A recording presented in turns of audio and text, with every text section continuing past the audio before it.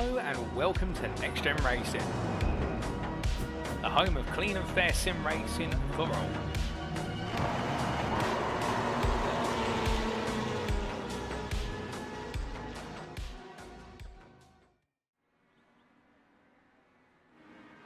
Hello, good evening and welcome ladies and gentlemen to another round of intense battle in action in the one and only NXTGEN Racing Legends Cup Season 3, as brought to you on the premier sim racing platform available only on PC, known as iRacing, and powered by Doble Motorcycles. Round number 8 has come around, and with our penultimate round of the season, we have made our way to northwestern England for the Oulton Park circuit. Located in the county of Cheshire and not too far away from the Welsh border, this circuit has withstood the test of time when it comes to classic circuit in the countryside. A circuit much loved for its ability to generate fantastically close racing action, as well as forcing drivers to drive on the absolute limit. At its core is a circuit which is incredibly narrow, packed full of elevation changes, and with it plenty of corners. And as our drivers will be taking on the majority of the international layout of the circuit today, minus the Britain chicane, they'll find over its 2.7 mile distance and 14 corners, it is a circuit not to be trifled with when it comes to driving on the absolute limit. But of course, at the limit is where you'll see our drivers do best, and those who can find the balance between driving on the limit versus being able to keep it calm, cool and consistent under pressure. They may just come away with all the points and head into the season finale in 2 weeks' time at Brands Hatch on fine form. But we're here today, of course, to find out who is going to be our leaders going into the season finale in 2 weeks' time, and we welcome you all to this live broadcast from Circuit Side, available on our media platforms. Indeed, you can be tuning in right now via one of two official NXTGEN Racing media channels, and they do include, of course, YouTube at youtube.com. and search for NXTGEN Racing, and welcome to you guys and girls tuning in via YouTube. Alternatively, you could be tuning in right now via Facebook at facebook.com/groups/NXTGEN Racing. But if you're not able to tune in via either of those, or you're more Twitch inclined, well, we do of course have the unofficial broadcast available on twitch.tv/TX11, and welcome to you guys and girls as well tuning in via Twitch. But regardless of which media platform you're tuning in from, your commentary and your broadcast will remain the same. And in the commentary booth you have myself, Paul Walsh, also known as TX11, or Britain a Spit, depending on what media you follow me on. And I'll bring you all your racing action as it unfolds over the entirety of today, as we start to head towards the very end of the season campaign. But in terms of our schedule for tonight, times in British Summertime, that's BST, or Universal Coordinated Time +1, UTC +1. And as we've seen, just under 18 minutes time, we make it away into our 15-minute qualifying session with all drivers out of the circuit, looking to go for pole position. And whilst we have seen the slipstream be very strong between our Ford Legends Coupe 1934 machines over the course of this season, well, we do imagine that with the narrow width of this circuit, overtaking opportunities will be a little bit more precious, and therefore qualifying well is going to be tantamount to success.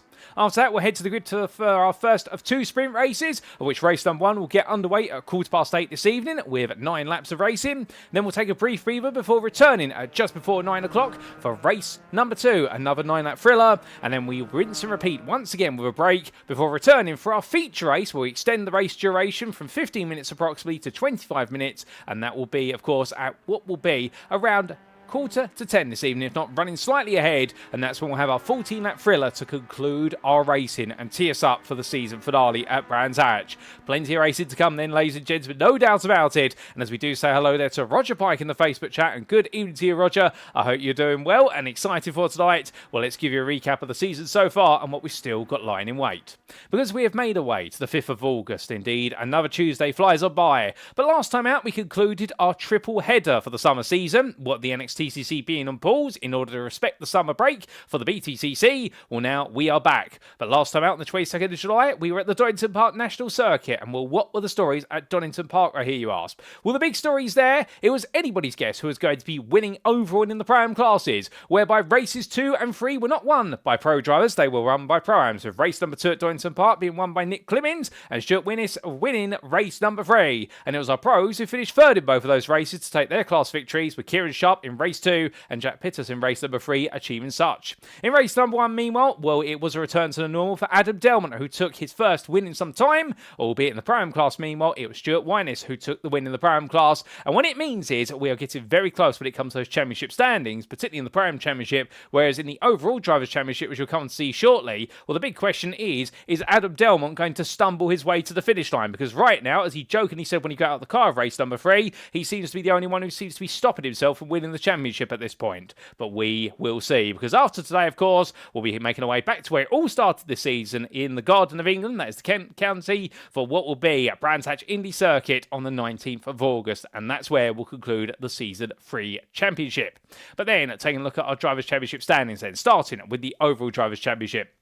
And what we can see here is that Adam Delmont leads on 396 points to 342 of Kieran Sharp. And well, right now, the Mini Cup champion of Kieran Sharp, he's the only driver who can keep Adam Delmont within arm's reach and still have a mathematical opportunity of stealing away that crown. And well, he's got to score big tonight and hope that Adam Delmont drops some key points. However, argument would be that the number 37 driver may not drop the points here, and he may just keep his head down and get things finally settled down. But we will see what's the difference between the two of them. As meanwhile, the fight for third, well, it's two prime drivers are in that fight. Nick Clearing's been in third place for 302 points. He's 12 ahead of Stuart Winus, who sits in fourth, and it's close between them. It has been all season, and what you're going to see when we go to the Prime Championship standings is that Prime Championship is getting very close between them, and also Kieran Smart, who sits in fifth currently, Pro-Am, albeit he's an overall driver there for the classification, and on 259 points right now. Is he falling out of touch for the top four?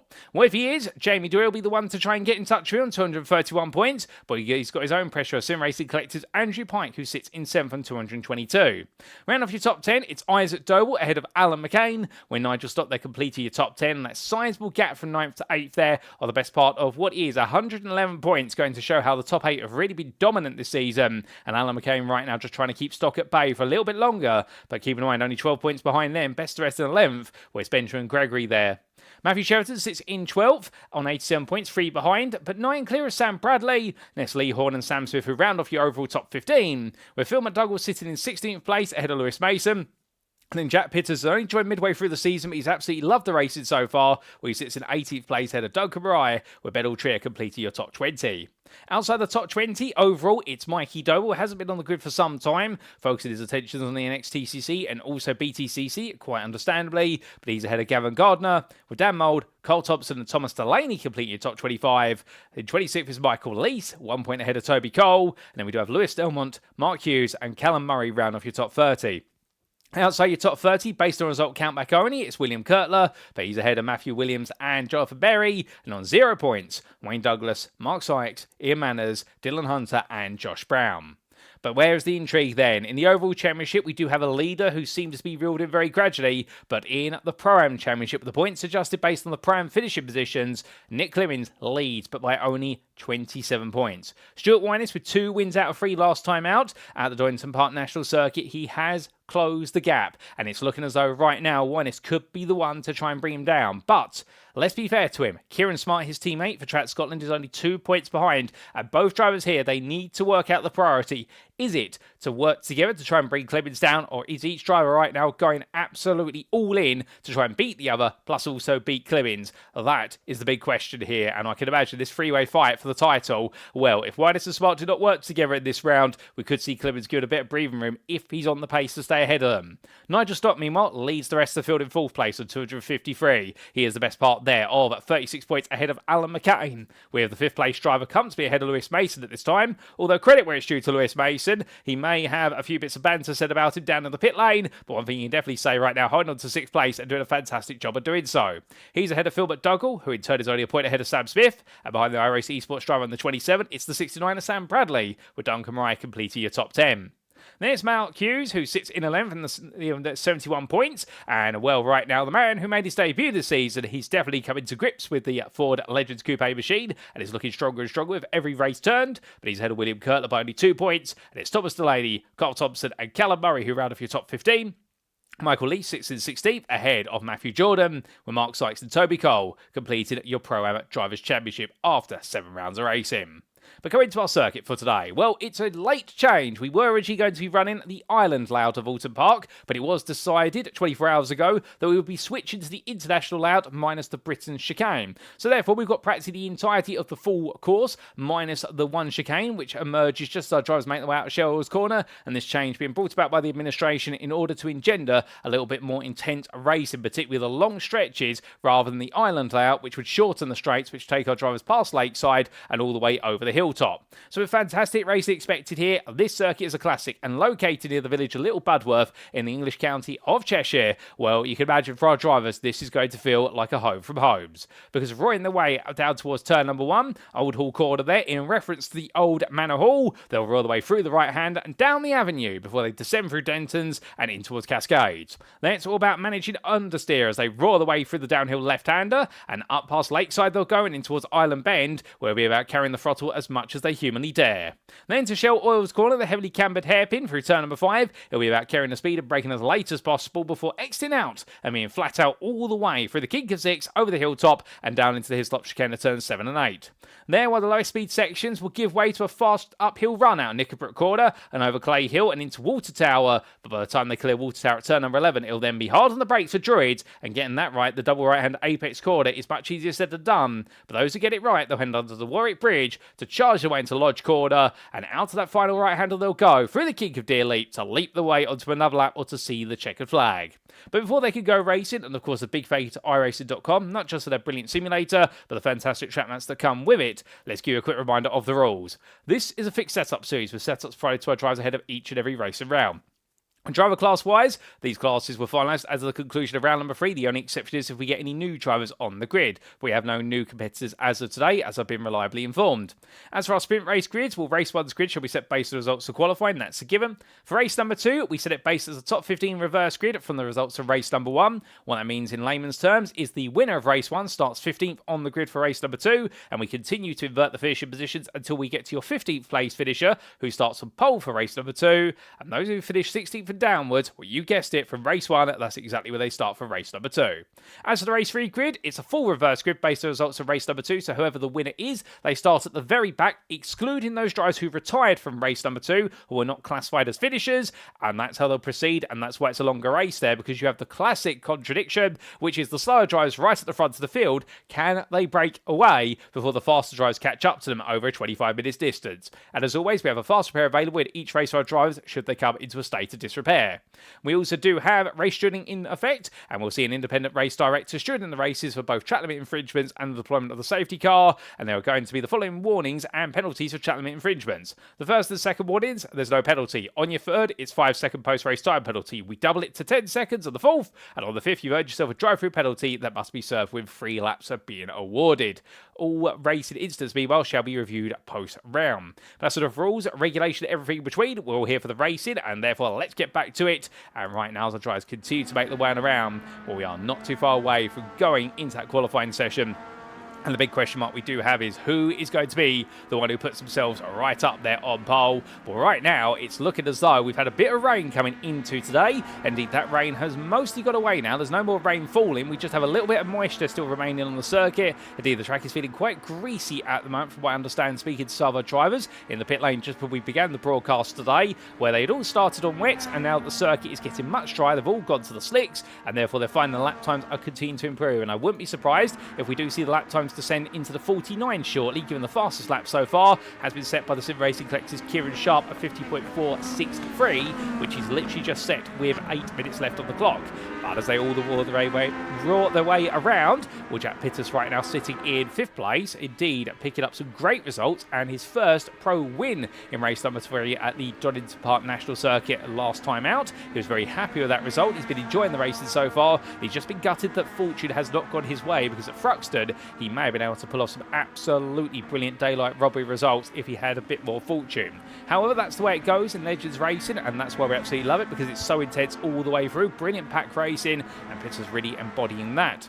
Now, we do see Benjamin Gregory making his way down towards the Hislop chicane, and as he tiptoes his way on through, well, I'll tell you one thing, the 113 driver right now, he's not feeling 100%, but he's going to give it his best shot, and we look forward to seeing what he's going to be able to do in the car. And in fact, can we get a word with him potentially as he makes his way on around and ride his way upwards here? The Full Tilt Motorsport driver heading on through. And we do have some new camera angles for today with regards to our cameras, as provided to us by CXR Project Black's Phil McDougall. We're very grateful to him for providing us with these camera angles, so you'll get some different camera perspective over the course of the racing here at Oulton Park. we look forward to seeing how we get even closer to the racing action as a result. Indeed, a massive community vibe with regards to the NXTGEN Racing Legends Cup, and we're very grateful to everybody for really pitching in when it matters most. But as Gregory heads across the timeline, let's see if we can get a patch through to the car and get a word in with the man in the 113. As we get a patch through to the car, Ben, have you got time for a quick chat? I have. Ben, obviously, coming into tonight, we know you're not feeling 100%, but we're glad to have you out here giving it your 100% as best as possible. How are you feeling for a trip around Oulton Park in a very light machine? It should be quite fun. Yeah, I just got a bit of a cold. It's a bit groggy, so what I'm just trying to hoping not to do is just not run into anyone today. Well, plan is to stay out of drama and stay out of incidents. That's an absolutely fair one. Now, of course, we've had a lot of rain in the build-up to today, but the circuit's looking absolutely dry or almost there. I mean, how's it felt getting acclimatised to the circuit, knowing that you've gone from essentially wet into dry as it's now a greasy track? Is that going to affect qualifying, do you feel? It's not that greasy anymore. It's honestly, it's pretty much, as long as you stay dead on the racing line, it is pretty much dry as a bone. There's only a couple of spots now which are really actually causing any sort of real issues, and even then it's dry enough that you could even overtake on it. It's actually quite nice. Oh, that's good to hear. One last question before we do let you go. The livery you're running, I mean, I know that you run for Full Tilt V Motorsport, but it looks as though somebody's been full tilt with the paint pot on that. Is there a special reason why we've got such a colourful livery on the car? We've always wanted to ask. So I am actually also part of a team called Boosted Motorsport, which is actually my primary team. Full Tilt were just kind enough to let me run with them for the other NXTCC. But yeah, the paint is actually a bit of a pride paint. So like LGBT pride. I've run it on pretty much all of my cars, or similar style liveries with rainbows and such. One, it looks really pretty, and two, it's something I care about, so like, yeah, I kind of like representing it.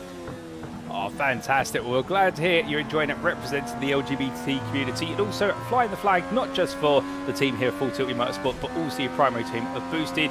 With that, Ben, we're going to leave you to it. Good luck for today. Hope your health stays together, and we will see you as the racing unfolds. Yeah, cheers, thank you. So leaving Ben Gregory there and getting a little bit of background on how he's feeling coming into today, and the fact the circuit is practically dry now, as he says. And on top of that, also mentioning the fact how he came about with a livery and a little bit of background on the team. So nice to hear all that from Ben Gregory, and wish him the best luck, of course. And, well, the fact that he's here today is absolutely brilliant to see.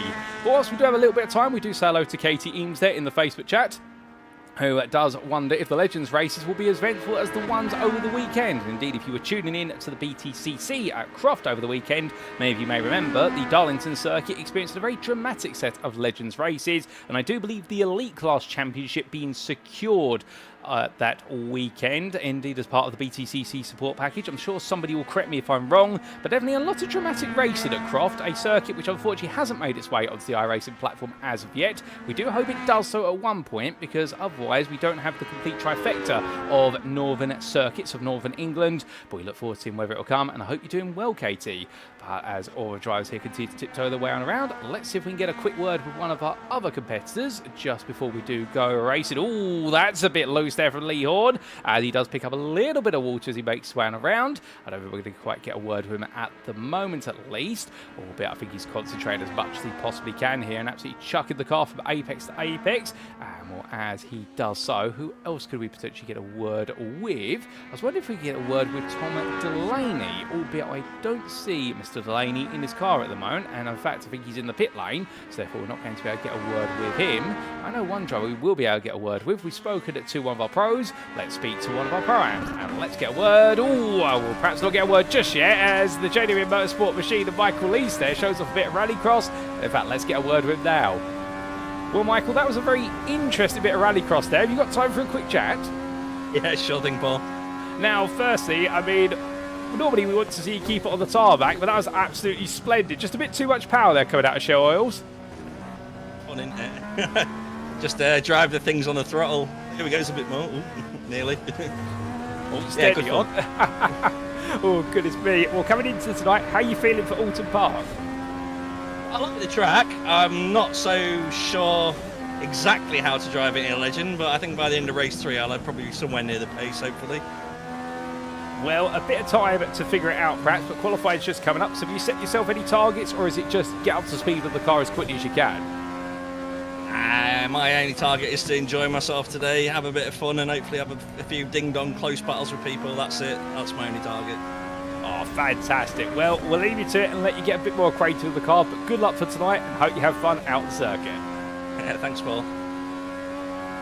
So here and there from the always happy to chat Michael Lee. So, well, enjoyed himself, no doubt about it. I do love the spirit there, just wanting to have a good time. Not really setting himself any targets other than a little bit of one in the background, which is just to get a bit faster as the evening goes on and perhaps be on the pace by race number 3. Now, we do say hello there to Harley Phonic in the YouTube chat, and I hope you're having a good evening as well, Harley, and thank you for the good wishes. And we'd love to have you back on the grid at some time in the near future. We do miss seeing you out on the grid, no doubt about it. However, whilst we are getting set, speaking of commitment from a driver here, Lewis Mason, now I don't know where he hails from originally, but what I can tell you right now is that he's on holiday. He's on holiday at the other end of the country compared to where he lives, and he has brought his sim rig with him on holiday. He didn't want to miss out going racing in the Legends Cup. I won't disclose exactly where he is on holiday, but let's just say he's very far from home, but he's taking his rig with him.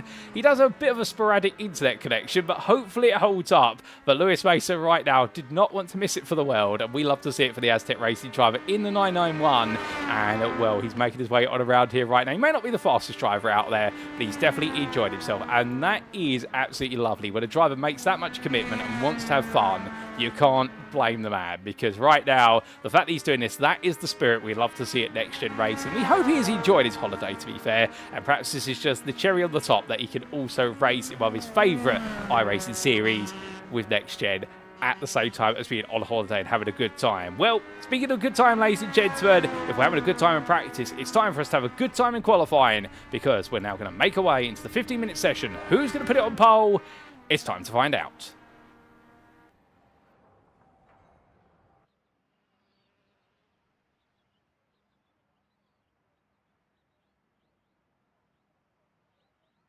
So the drivers go into the pit lane and make their way back out. 15 minutes is go, go, go, but who will be slow and who will be fast? That is what we're expected to find out. Well, as the drivers pour their way out the pit lane, it's definitely right now conditions for slick tyres, although Jack Pitters has gone out on a wet tyre there. I presume that's going to be by mistake, albeit there's some cloud off in the distance, but it's very spotty cloud here, so I don't think we're going to see a recurrence of rain. The expectation was we had some rain coming into the practice session, the circuit would dry up, and then subsequently after that, that would really be the end of the rain potentially for today. It has been very mixed conditions. The weather has typically been based on the real life weather. Of course, we have had the significant storm up in the northern half of the United Kingdom, particularly affecting the Highlands and the Midlands of Scotland, but it has been felt down towards the northern edges of England, particularly up towards Sheffield and Liverpool way, of which you just need to go the best part of 25 miles southwest of Liverpool to find the Oulton Park circuit, if my geography is correct. I'm sure somebody's going to correct me if I've got that wrong,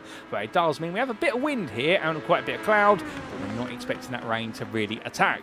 However, what can we expect in qualifying in terms of slipstream and also clear air trap laps? Well, this Oulton Park circuit, it does have a number of major acceleration zones for these Legends machines, as we do see a return to the grid for John Higgins Jr. Goodness me, we have not seen the Higgins driver out there for a long time. It's good to see him out there, and the Scotsman roaring his way on around right now, and I'm sure his dad, John Higgins Sr., is watching proudly as Junior, as he likes to refer to him, in the number 5, makes way around there, and a very colourful number 5 as well. A big American vibe to that machine. But what you can expect here at Oulton Park, much like plenty of rounds this season, is that slipstream is going to play a big factor, because you do have a number of major acceleration zones and significant straights in these relatively small machines. So therefore, any driver who's out there right now trying to put a lap in, as Jack Pitters is still on a wet tyre behind Higgins Jr. there, that is a surprise, and well, surely I get the feeling that Pitters right now, he's gone to that wet tyre, he must know something that nobody else does. Alternatively, he's decided to have a little bit of fun with the wet tyre to see how it goes in dry conditions. Well, unless that's a glitch on our timing tower, but we will see. That's the information we're being fed.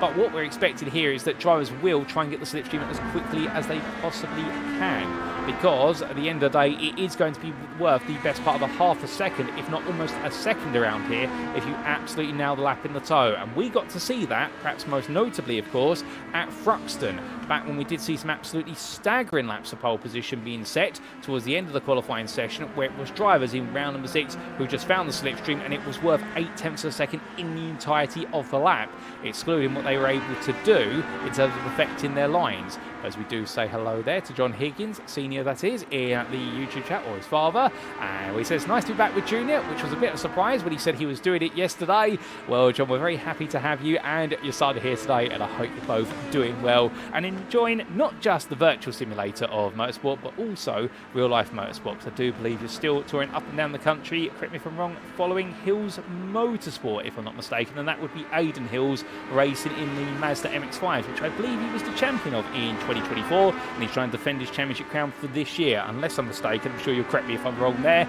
And well, as our drivers continue to make their way around right now, well, technical defending champion Kieran Sharp, if you base it on the most recent Legends Series hosted at NXTGEN, and that of course was the Mini Cup hosted earlier this year. Well, right now Kieran Sharp has got to try and find a way to get one up over Adam Delmont. He's got to do it early on here in qualifying, because when we do go racing, well, of course, all the points are scored in the racing, but Sharp will want to land the first blow. It'll be a bit of a mental blow versus Delmont, but Adam Delmont, conversely, the best part of a whole second faster, as Pittis goes third down the wet tyre, 49.781, and well, Adam Delmont, meanwhile, a 48.34. He's immediately set the time tower alight. I believe he's had a bit of slipstream to help him out there, but Adam Delmont demonstrating already just how quick he can be, and that is before he's got the fuel out the car and really got those tyres up to temperature. So Adam Delmont is not holding anything back, and if this is a sign of what's to come, something tells me that Adam Delmont right now, he might be here today to really put the woes and concerns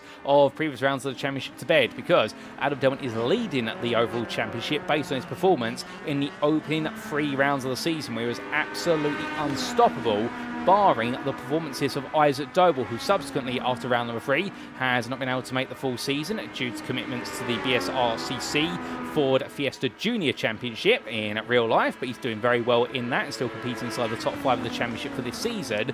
But right now, Adam Delmont are really on course here to try and hook it all together if he can.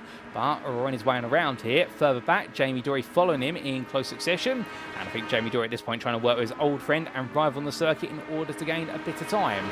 But over the crest they go, and as they do, we can see Roger Pike there saying to the Facebook chat that Andrew, as in Andrew Pike, his son and teammate to Kieran Sharp, the Sim Racing Collective, would have taken his equipment with him, but he couldn't get it through customs in his hand luggage. And, well, goodness me, if we could make a portable sim rig that could fit into your hand luggage, I think that would be something that everybody would be buying. Albeit I think the amount of inventiveness that would be needed there is quite questionable. But as Jamie Dory makes his way out of Old Hall Corner, well, the Lodge Corner, I should say, Old Hall's turn number 1, and across the line, he's gone purple in half the lap, and that is a 48.264. So Jamie Dory finds the time, and there you can see the delta, because Adam Delmont, meanwhile, a 49.462. But credit where it's due to Adam Delmont, he did have to back off the throttle in the final sector to let Dory go. These two are working together here, so now Adam Delmont will get an opportunity to go a bit faster. Matthew Jordan, meanwhile, goes all the way up into third place, a 48.656. He's in the draft of the Track Scotland pair of Kieran Sharp, not Kieran Sharp, Kieran Smart, I should say, and Stuart Wyness. And Wyness right now not too far off the pace, albeit getting a bit closer to the back with the 504 there of Ben Altria, so therefore it does look as though that potentially Kieran Smart and Stuart Wyness in different postcodes out on the circuit at the moment, and they might find each other a bit later on. Albeit Kieran Smart right now, there he is, albeit we have got the wayward, what is their Mountain Dew machine, and I believe that's Phil McDougall who makes his way back onto the circuit. But Kieran Smart here just tiptoeing his way through Cascades and trying to find a bit more time, but runs too wide out of turn number 3, and the car getting quite unsettled. So we are heading towards the halfway point this session. Toby Cole now moves up into 8th place, the number 256 driver who made his debut in the NXTGEN Racing Legends Cup as of Cadwell Park earlier on this season. And well, since then, he's definitely been finding the pace, and he has seen his results significantly improve. In fact, notching his first Pro-Am top 5 last time at Oulton Park National, if my memory serves me correctly. So things are definitely tiptoeing forward. And I do see John Higgins there speaking about the livery on John Higgins Jr.'s car, and saying that Higgins Jr. at the moment is running the livery that John Higgins used when he won the 2003 World Legends Car Championship in America at Sears Point. So a little bit of history there being recreated on the car, and indeed, I do encourage you, ladies and gentlemen, if you want to speak to an accomplished racer, he's been up, down and around the world, and he knows a thing or two about these Legends machines, do get in touch with John Higgins. A lovely gentleman. I've had the pleasure of meeting him on one occasion at Silverstone in person and exchanging a good bit of conversation with him. I think he can wax lyrical about his racing, but to be fair, he deserves the right to, because that's what champions have the right to do, which is to talk about their accomplishments and inspire those, such as their sons, to potentially chase those dreams as well. And well, as they roar their way onwards in his studio right now, well, getting his head down here, a multi-time winner in the NXTGEN Racing Touring Car Championship. I believe has done some real-life racing of his own at some point. I'm not sure he's committed to a full season, but I do know he's done a bit of racing of his own there and had some good success as well. But heading in towards the left-hander, as we do see a little bit of spray still being picked up off the rear of the cars, coming through Island Bend. It's very minor, so these lap times aren't going to get too much faster. You can definitely tell with just these small little patches of dampness on the circuit, which still need to just be evaporated away. But as Stuart Winus evaporates his way into the pit lane here, I think feeling as though he needs a little bit more time, and to do so, well, he's going to try and find it. Winus makes his way out the pit lane here, some more fuel in the car and a new set of boots, and makes his way around. As Jack Pittis, meanwhile, well, he's finally decided to retire the wet tyres and move to what will be the slick tyre, and we're down in 13th place, but very soon he'll be going to end his first flying lap. But that's a big error for the 82. Fraser Rostance there goes around and, well, just about manages to avoid it going up into the Armco barrier, but having it stops there and not going any further at the moment. He tows to the pits. Duncan Mariah, meanwhile, I believe that Duncan might be having some slight technical issues. Hopefully we will see him back at some point. It does look as though we'd lost Duncan Mariah for a bit. I think there's an issue with the Goldwyn Motorsport Legend machine, but we'll hopefully see him out there to make it a 26-car grid when we do go racing. But it might be we've lost a car before it's actually made it to the first grid of the day. But Matthew Sheraton right now in the Lightning McQueen machine. Will count his way on around here. What's he going to do this time? He is on a personal best, and as he comes across that timeline, it is going to be from Cheverton. Well, he was 11th. He jumps up to 7th at a 49.016. Not with too much of a tow over the entirety of that lap, to be fair to Cheverton. So I think some confidence is growing in him. Cheverton's showing some good pace. If we can pick up a tow over the entirety of the lap, would that potentially put him towards the top 2 rows of the grid? My gut feeling says he's 7.5 tenths off of overall pole.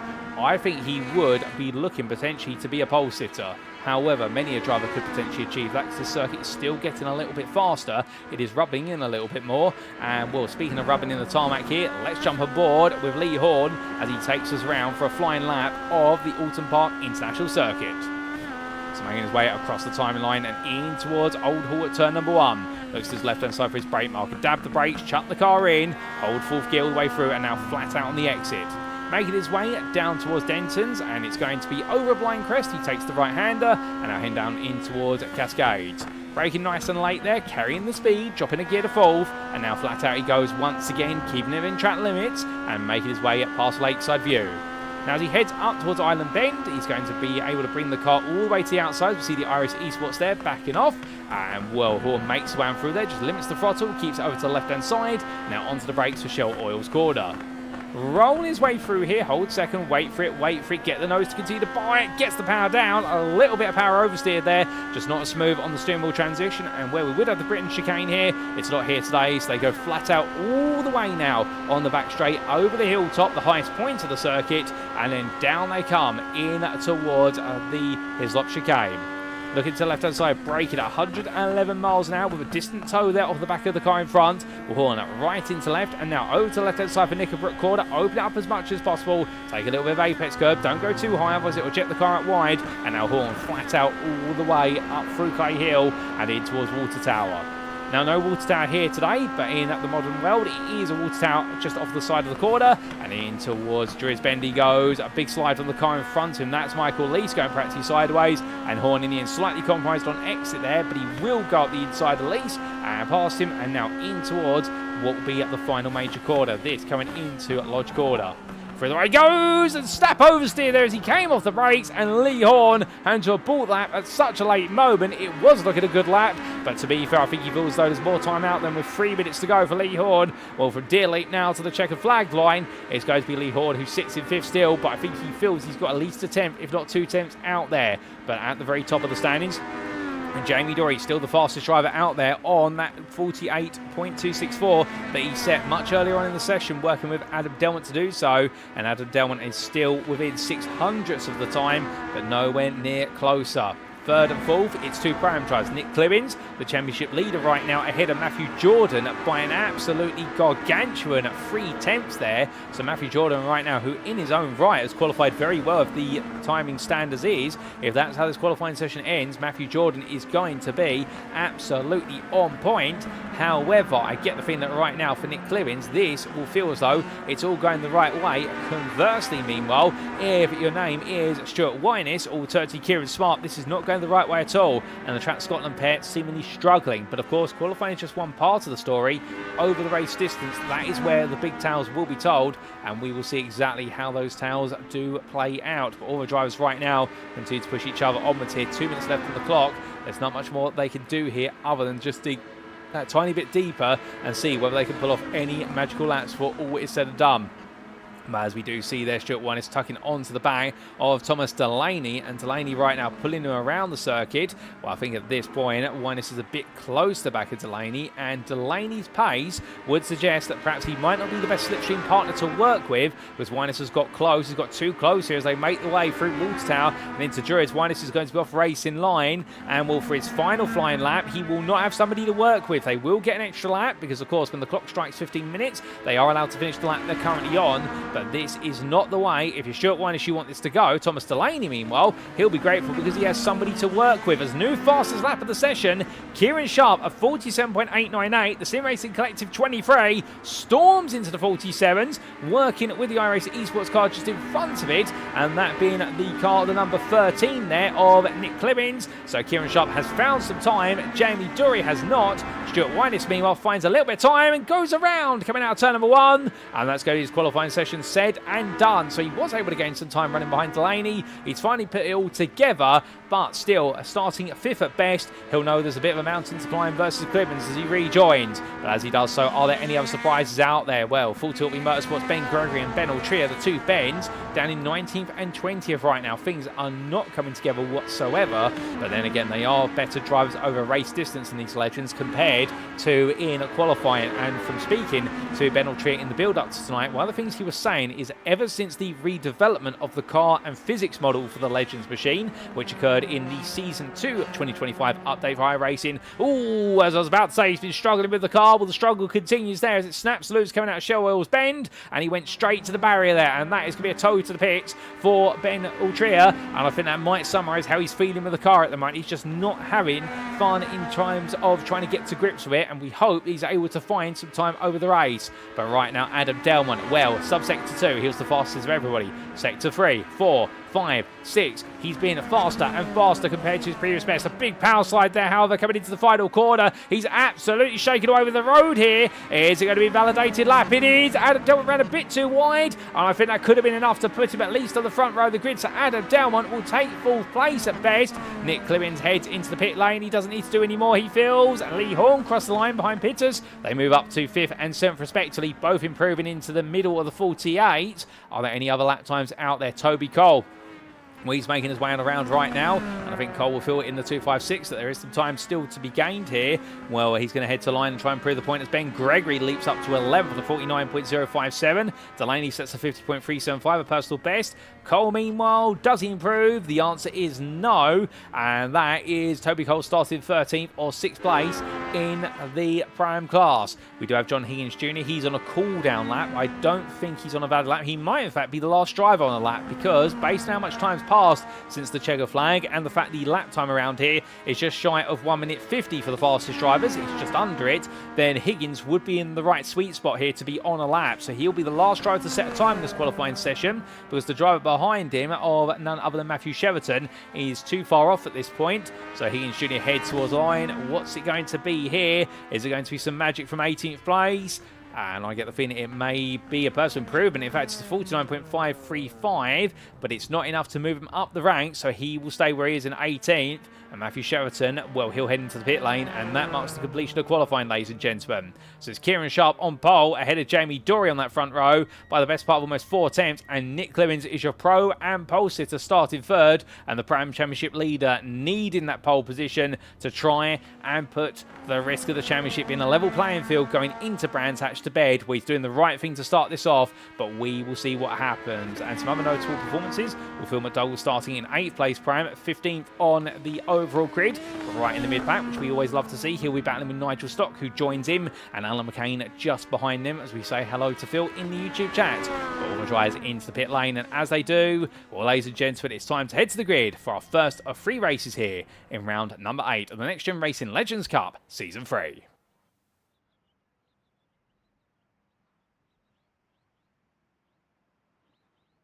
So as they make their way to the grid for the first of our 3 races here, this is how they'll line up for our first race at the Oulton Park International Circuit. Kieran Sharp takes an incredible pole position at the only driver to set a 47, a 47.898. Behind the Sim Racing Collective Esports driver, but level on the front row of the grid, it'll be Jamie Dory for NXTGEN Racing. Then on row number 2, we've got Nick Clemens, your prime pole sitter for iRacing Esports, ahead of Adam Delmont for NXTGEN Green, with Lee Horn for NXTGEN Racing ahead of Track Scotland. Stuart Winus, your second place prime driver in the championship, and that's where he starts in class on this grid. Jack Pitters begins this one in 7th, ahead of 3rd place prime driver Matthew Jordan, who put in an incredible qualifying lap, but wasn't quite enough to hold on to 2nd. Then we have the second Track Scotland member, Kieran Smart, starting 9th, ahead of Matthew Sheraton for Aztec Racing, who rounds off your top 10. Outside the top 10, let's not forget about them. Best the rest in 11th is Ben Gregory for Full Tilt Motorsport, with a last cast to move into 11th, ahead of Sam Smith for iRacing Esports. Toby Cole starts this one in 13th, ahead of Nigel Stock for Crest Autosport, and then from him, another 25 thousandths behind was Phil McDougall for CXR Project Black, and then it was almost a whole 10th, Alan McCain in 16th for iRacing Esports. 17th on the grid will be William Kurtler for Aztec Racing, 1.5 seconds off the overall pole time, but 1.5 tenths ahead of John Higgins Jr. We then saw starting 19th, Lewis Mason for Aztec Racing, ahead of Ben Altrier for Full Tilt Motorsport, who round off your top 20. And from row 10 to row number 11, we do have Michael Lease there for none other than JWM Motorsport, ahead of Full Tilt Motorsport. Well, that is, in fact, no, it'll be the privateer of Carl Thompson. And then we do have Fraser Rostons for NXTGEN Racing, ahead of Thomas Delaney. And from the privateer to another privateer, it's Mark Hughes who starts this one in 25th place, ahead of Duncan Rye. No lap set, starts at the very back of the field and has got it all to do for 26th place. But I can imagine the Goldwing Motorsport driver, they've got the issue with the car repaired, and they'll be grateful to be on the grid and just try to keep it out of danger and trouble for at least the first race of the day.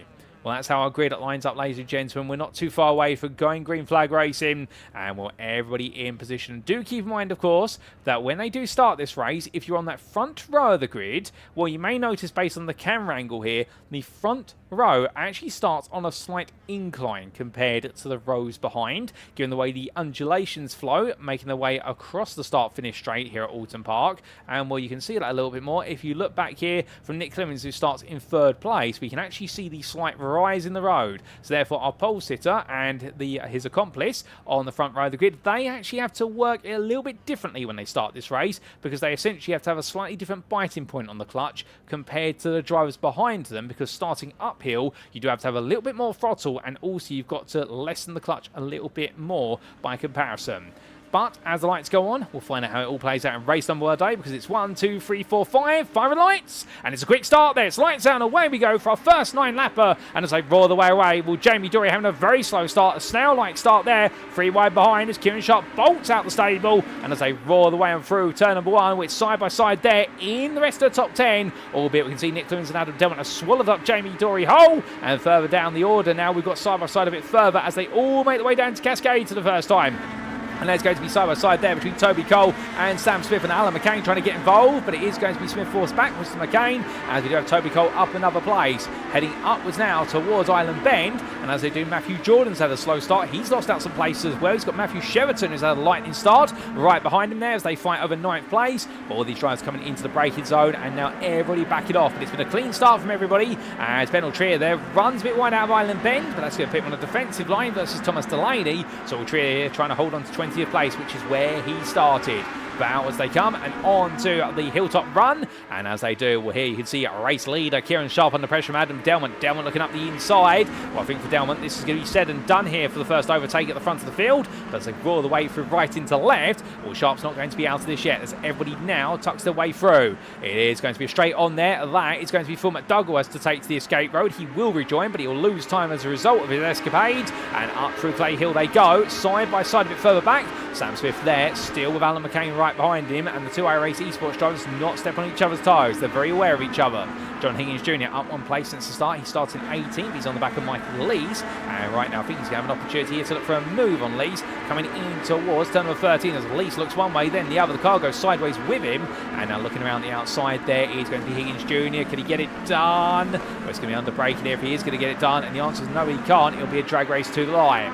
But after one lap of racing, another 8 to go. It's Kieran Sharp who leads, only by nose. Ahead of Adam Delmont is up the inside of its turn 1. Nick Clemens, the prime leader, sits in 3rd. Ahead of Jamie Dory, followed by Lee Horn. Then Jack Pitters in 6th, albeit Pitters now ahead as Lee Horn's catapulted out wide. Car goes to the barrier there, and it's halting the Umco. Well, that's going to be a tow to the pits for Lee Horn unless he can pull it away from the barrier. There's been a bit of contact there. We'll have to get a replay of that when we can. So Horn falls, and Shoot Winus moves up into 6th. The second place prime child will be happy to gain the place overall, but he'll know he needs to get close to the Clibbins. Then we do have Matthew Sheraton in 7th and Matthew Jordan in 8th, with Kieran Smart and Benchfield Gregory rounding off your top 10, and best the rest is Alan McCain in 11th. But with our top 11 starting to pull away, well, that's a mistake from Winus. He brings it back together thereabouts, but goodness me, he did very well to keep that together as Jamie Dory runs out wide there, going out to Shell Oil's corner. So the next gen Pink driver, well, he runs deep, and that's going to cost him all the momentum, and he'll have to tuck back into the tow here as he falls to 10th place, albeit with Alan McCain a bit further back. He'll be grateful for the fact he hasn't got too much pressure, as meanwhile, Nick Clibbins makes it 3 wide over Hilltop and takes the lead of this race for a brief moment at least, and he's got the long line of cars behind him as we look out the back of the number 13. As your leader here brings everybody with him, well, right now the big question mark is going to be when, not if, Delmont looks at the next move. You can see the long snake train of cars, and everyone right now being on very good behaviour here, and in fact keeping their cool as they make their way in towards Water Tower. And you can see Sharp looking one way then the other. Delmont right now, he's thinking forward and he's thinking backwards simultaneously here, and it does become a game of high speed, high stakes chess in these Legends machines, because you've got to know when you need to fight versus when you need to defend. But as they make their way up towards turn 13, Delmont on the inside. Sharp looks up the inside with him. Matthew Sheraton goes 3 wide. Taps Pitters sideways. Can Pitters keep it together? He can, but he loses all his momentum in doing so. So Matthew Sheraton there coming in like a raging bull. And well, in the end, to a Matador's cape, Matthew Sheraton did get the 2 places. However, making some contact, and Pitters won't be too happy about that as he's relegated behind Jamie Dory all the way down to 9th. And how they survived that, well, that's testament firstly to Sheraton getting the brakes hooked up, and also to Pitters keeping his car under control. In another reality, I think that would have gone round and we would have seen the number 28 take a good chunk of the field with it, but his car control absolutely on point. Further back, we had drama there. That is Carl Thompson and Duncan Mariah both having a bit of an altercation, and Michael Lees coming into the scene of the instant here. Lees has had a bit of a difficult second lap of the race. He's dropped all the way down to 25th as Phil McDougall, meanwhile, is in the pit lane with an issue to the car. There's been an incident, I think, that we have not seen on screen, so therefore we're going to have to find out what happened there. But meanwhile, at the bottom end of the top 10, well, here you can see Gregory and Pitters getting very firm with each other, and well, Pitters looking around the outside here on the long run, but they are right at the back of this pack, and they won't fight too hard because they won't want to lose the pace of the cars in front of them and won't want to cause the top 10 to split into 2 component parts. But we will see whether they'll work together and take the adage of the enemy of my enemy is my friend, as the saying goes, or whether in the end they'll just stay enemies. We will find out indeed as they roar the way up towards Knickerbrook Corner. But as they do, and this racing carries on, we'll take a look back at some of the incidents on the start of the race, ladies and gentlemen. We've got plenty to dissect, and here's lap number 1's replays, starting what happened to Phil McDougall right at the start. And this was down towards Hislop Chicane in the Mountain Dew machine, and this is where I believe he snapped loose and had to go straight on. The car did not want to come on around. Well, with that, it all went wrong for him initially, and then on lap number 2, this happened to Jamie Dory in towards turn number 1. He made his way through the right-hander, running in 4th place. Lee Horn was right in the mix, and Lee Horn went onto the grass. The car snapped loose on him there of its own volition, so it all went backwards and around for Lee Horn, and that's exactly what happens to the man there. As Jamie Dory managed to keep it together, but Lee Horn did not. We also had this for Sam Smith. just a bit further behind as he was trying to chase down Toby Cole, and I believe it was Cole went straight on there, a lock up on the front right brake, and Sam Smith in the end almost follow him, but not in the end taking the adventure, and we did have Toby Cole in the end rejoin, albeit very gradually.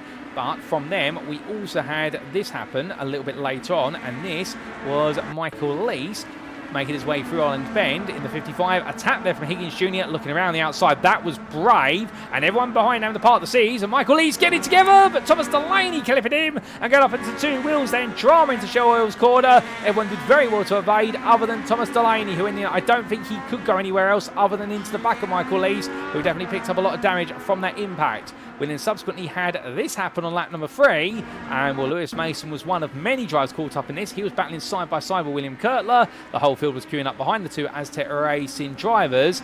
Into turn 1 they came, and as they did, well, Duncan Rye was right on the back of this. They all parted the seas one way then the other, and well, Duncan Rye just getting it loose, as did there, I believe, the car, I believe that was Cole Thompson. So they both made mistakes, and that explains what happened on your opening 3 laps in terms of some major drama. But we come back to your racing now, and we don't go away from the drama at any point. But good drama this is, because this is Benjamin Gregory up the inside here, going through Druids Bend versus Kieran Smart, and moves into 8th place. But one thing that's noticeable is that the top 10 is now split into 2 groups, albeit a couple of drives by the lonesome in between those groups, because we have now got a top 5 that's separated by only 1.1 seconds as Kieran Smart's into the barrier there, coming in towards turn 13. I don't know how he made his way there. I think he might have been pushed, but the one key point is that Kieran Smart's dropped all the way down to the 7th place in Pro-Am, and that, well, if the results carrying this way, if that's a sign of things to come here today, then Kieran Smart could be out of the hunt for the Pro-Am Drivers' Championship come the end of Oulton Park, because he is currently the 3rd place man.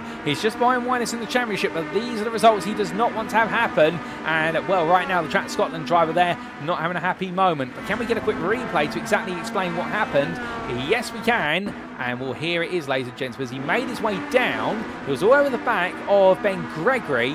Looked to the inside, looked to the outside, and I think just got caught on the back then. Had to put the brakes on, but in the concertina effect, I think the rear of the car just snatching on. I think the rear right brake seizing, and suddenly Kieran Smart's car just going around there. So a little bit unexpected, but I'm sure we'll get a word from him after the race if we can as to what happened. But meanwhile, back to your live racing. And as we do, well, here's your top 3, and they are absolutely going at it with certainty, because down the hill they come. Adam Delmont, Nick Livingston, Kieran Sharp is that top 3, with Matthew Jordan not too far behind, and in Stuart Winus really 5th place man at the moment. Credit where it's due, however. Stuart Winus, he may have started a bit further back, but he has not held around here, as we do see Matthew Sheraton and JB Dory exchanging some paintwork behind, but Winus is pushing onwards, but coming back to the battle for 6th. Well, I'll tell you one thing, Jamie Dory and Matthew Sheraton have a history of a rivalry between the two of them, whether it be in the NXTCC or Legends, particularly in touring cars, and right now some very respectful race here between the two of them. 2 very different generations as well, Matthew Sheraton being the best part, if my memory serves me correctly, of about 15 to 20 years younger than Jamie Dory. I won't say their ages, but whilst they are of a generational divide, I can tell you one thing, both of them incredibly respectful racers, very mature racers, and off the circuit they are very good friends as they roar the way up towards turn number 1. All right, now 2 wide, they've completed the end half of lap number 5, and will we see them go 2 wide for the first half of lap number 6? Well, there's nothing between them here as they make the way around. You would think they'd organise this beforehand. Contact between the two of them again. Sheraton just comes out a bit of understeer, and Dory is able to get ahead, but such fantastic racing between them. We look back off the rear now, the number 13 for Next Gen Pink, and Sheraton still breathing down his neck as they come out of Cascade up towards Ireland. Sheraton looks one way, then the other, gives Dory a little bit of a love tap to say, I'm here, I'm giving you a bump draft. And as they head through the left-hander, well, Stuart Winus is only 4 attempts up the road here, but right now I think both drivers want to fight for the 6th place, but they also want to keep Winus just within arm's reach in case they can take the 5th place off him at the end. A bit of drama further back, we've got Carl Thompson into the pits with damage on the car that has to be repaired. A fast repair will be needed, and we'll try and get the story on that in due course, but that promotes Phil McDougall up into 25th place as our drivers make the way over the hilltop here.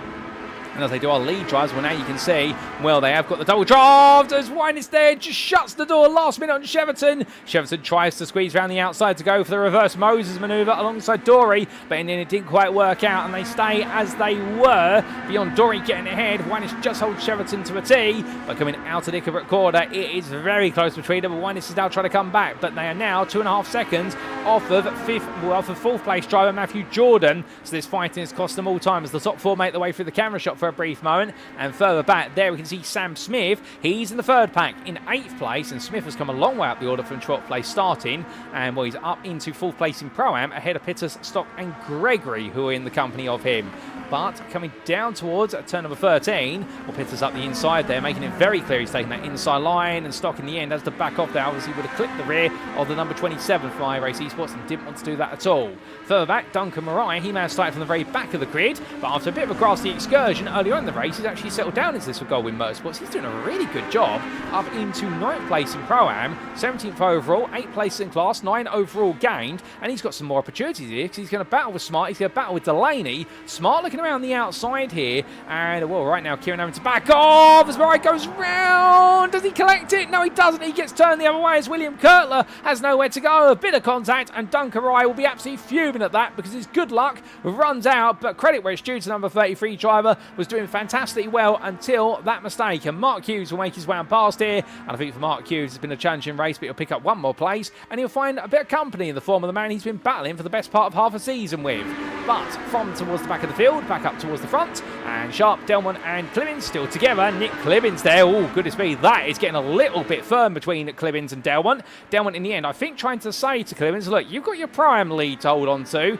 I have got an overall win. And as they roar the way through the right-hander, I mean, Clibbins and Delmont are no strangers to battling each other. We saw it at Thruxton, we saw it last time out at Oulton Park National, but that was very much a statement from Adam Delmont, which is, I'm here to win the championship today, if I can. I don't need a prime getting in the way. Nick Clibbins, conversely, of course, well, he wants to try and pick up as many overall points as he can, and he wants to put as many pros between himself and the rest of the prime field. So you can understand why Clibbins is getting very fighty here towards the end of this race, when he perhaps doesn't have to, some would say. Adam Delmont, meanwhile, at the inside of Kieran Sharp into the final major corner. Through they come, coming out of Lodge, and over the deer leap they jump, but as they do, well, Adam Delmont now leads, going on to the penultimate lap of this race, but it's definitely been back and forth. It's been superb racing here at Oulton Park so far, and remember, this is just our first race of 3, and, well, all the drivers doing absolutely brilliantly, as Sheraton, Winus and Dory are the next pack, 5th through to 7th, and then we've got 2x2 here. No, it's not Noah's Ark, it's the battle of 8th through to none other than 11th place,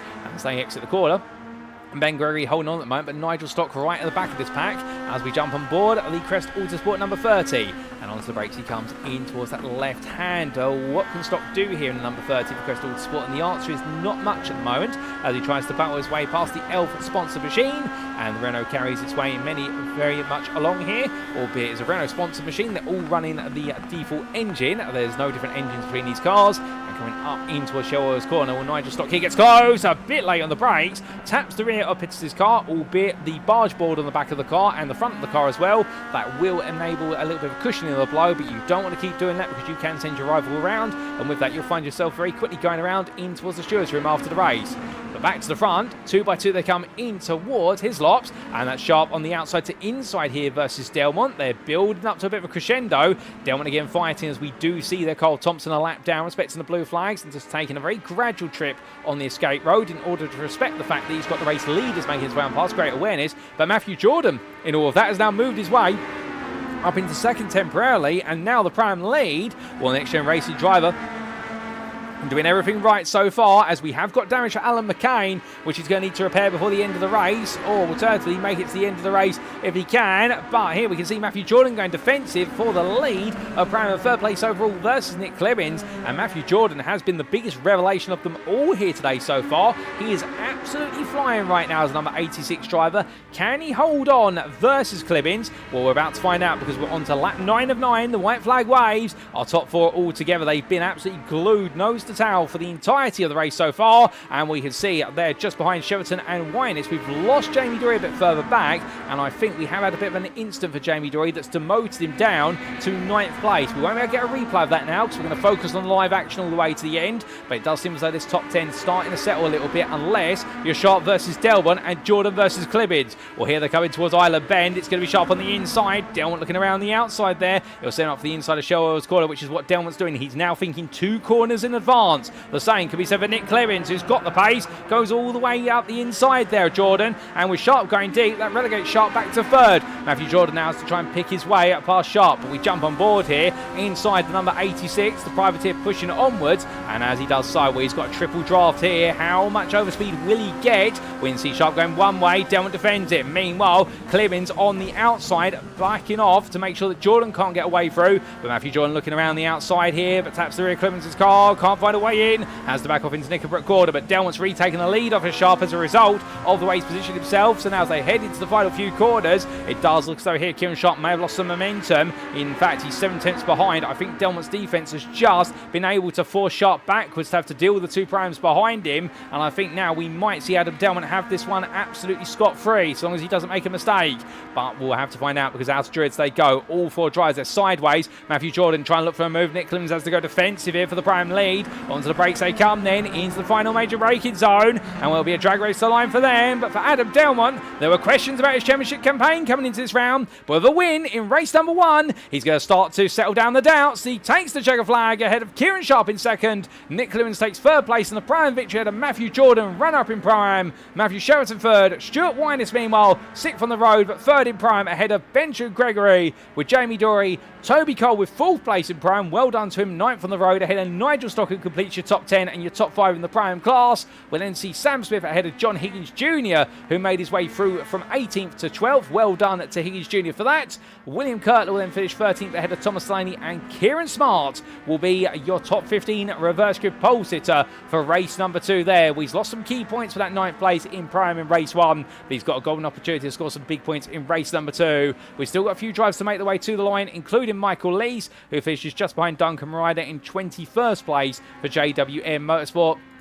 And it's Ben Altry at 22nd, with a race that definitely has not gone his way. And then we've only got a couple more seconds to go before we do get to Alan McCain, who makes his way across that line, 23rd on the road, 15th in prime. So the last of the prime points coming to him. And it will be then a little bit of time before we do get to our last lead lap finisher. And it will be Phil McDougall. We have had a driver finish a lap down. That was Carl Thompson. And credit where it's due to Carl Thompson. A damaged car still getting home as there. Phil McDougall taking a bit of a rallycross approach there to going through Lodge Bend. I think a bit too much speed and the brakes loosening on him, but he does make his way across that line and completes our finishing order. Unfortunately, there was a bit of drama for Jack Pittis right towards the end of the race, and we will get a quick replay to explain what happened to him, because he's finished his race in the pit lane, sadly, and this was on lap number 9. What happened to Jack Pittis? Where he's battling his way down in towards Hislop chicane with Jamie Dory, and a tap on the rear there from Nigel Stock. Oh, goodness me, hitting the grass there, and the left-hand side tyres, well, they were slowed much quicker than the rest, and Jack Pittis onto his roof. Thankfully, drivers are okay and had to tow to the pits. So that explained what went wrong for Jack Pittis, who was, of course, potentially for a top 10 finish. But as the drivers make their way into the pit lane, well, that's going to be a very happy Adam Delmont as he looks set to get out of the car shortly ahead of Kieran Sharp and Nick Clemens there, pro-am winner. And Nick Clemens knows if he can make it 3 out of 3 today, he'll practically put that Pro-Am Championship out of reach for the Track Scotland pair of Winus and Smart. But still, that's only one race. There's another 2 to come, and you can be certain that both Winus and Smart, they'll be looking to try and use every tactic they can use in the book legally to try and make sure that win comes to them in each and every race, and with it that championship goes the whole distance into our season finale at Brands Hatch in 2 weeks' time. All our drivers cooling on down here. Benjamin Gregory started at 11th, having a very strong 7th place finish there, fighting hard all the way through. Well done to him.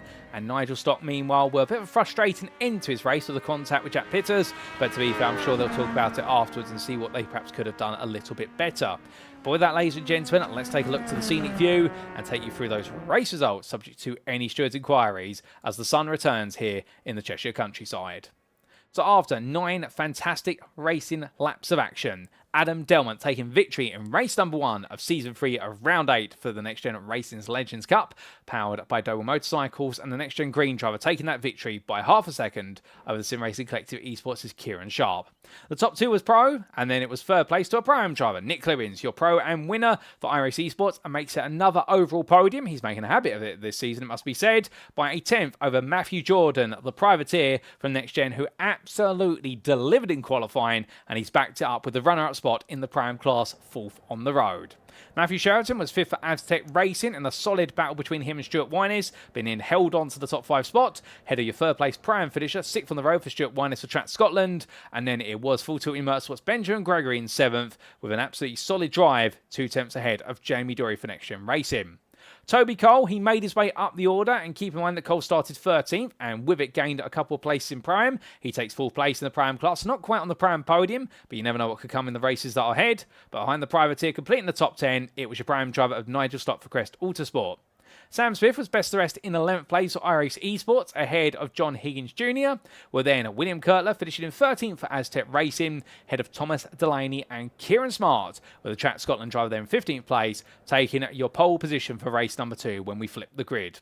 Lewis Mason was 16th for Aztec Racing, just missing out 2.5 seconds behind Smart, but still ahead by the best part of a second over Fraser Rostons, with the NXTGEN Racing driver pipping his teammate Lee Horn to the post there, who in the end finished in 18th. Mark Hughes and Duncan Rye round off your top 20, and behind the Goldwyn Motorsports driver, we did see in 21st place Michael Lees for JW Motorsport. A further 8 seconds back it was Ben Altria for Full Tilt Motorsport, and your field was rounded out by Alan McCain, Jack Pittus, Phil McDougall, and last but not least, the lap down there, Carl Thompson the Privateer. So that concludes all of your racing for race number 1, ladies and gentlemen, and we still have plenty more racing to come with our 2 races that are still on the track on our schedule. And race number 2, well, it's going to be another 9-lap shootout, and that is due to get underway at approximately 9 o'clock this evening, but we do recommend you come back in about 7 to 8 minutes time, because we'll likely be returning with the broadcast then and get a word or two with our drivers in the build-up to race number 2. But of all that and more, we will see you soon, ladies and gentlemen, as we leave you with a word from our title sponsor for this season, and that is Doble Motorcycles. We will see you again very shortly.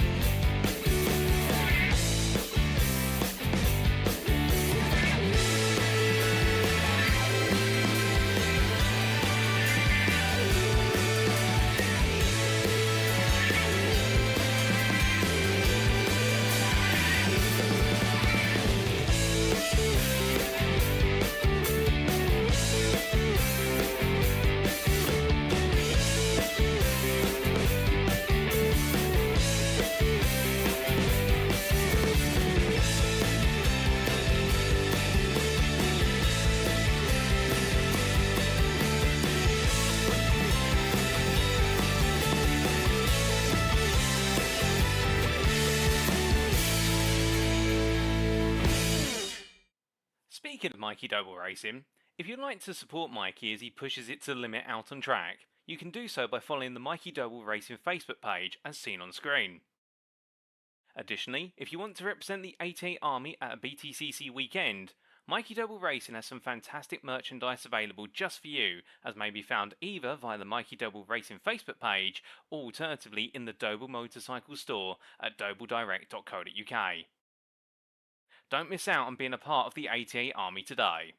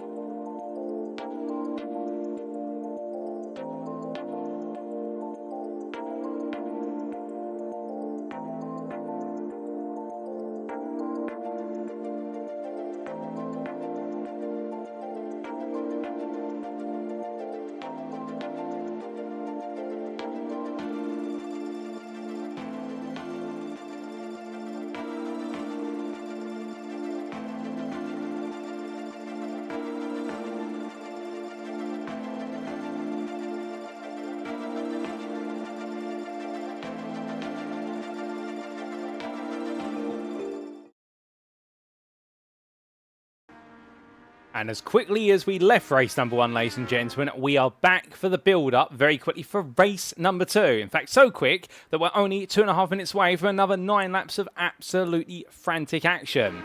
But a quick recap of race number 1 then. Well, it was this man, Adam Delmont, who in the end held on to victory. He had to work hard with Kieran Sharp pressing him every step of the way. But in the end, Adam Delmont was the man with a plan to come out on top.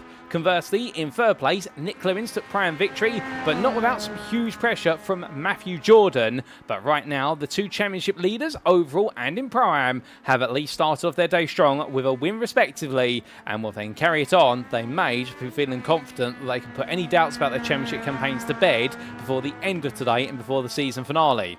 However, we've got 2 more races to go, and a top 15 inversion of the grid for race number 2. We'll see Kieran Sharp on pole, and well, our winners meanwhile starting from the back 2 rows of the grid, but we have to see what they're going to be able to do in race number 2, as we are going to get a very quick word from Adam Delmont if we can, and just see if we can get a patch through to the car. And in fact, let's grab a quick word.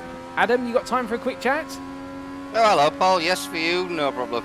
Well, Adam, I know we're not too far away from race 2, but a hard-fought win in race 1 versus Mr. Sharpie. I mean, you were made for work for it, but in the end, you got one over him.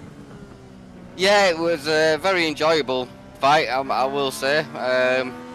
Obviously, wasn't sure how that one were going to work out. Just took it as it came with that one, mate. I don't think there were much chance of pre-planning anything in that one. It was just put yourself where you can go and see what happens. Well, there may not have been too much of a plan in race 1, but race 2, now you've got to do it for the 15th on the grid. What's the plan?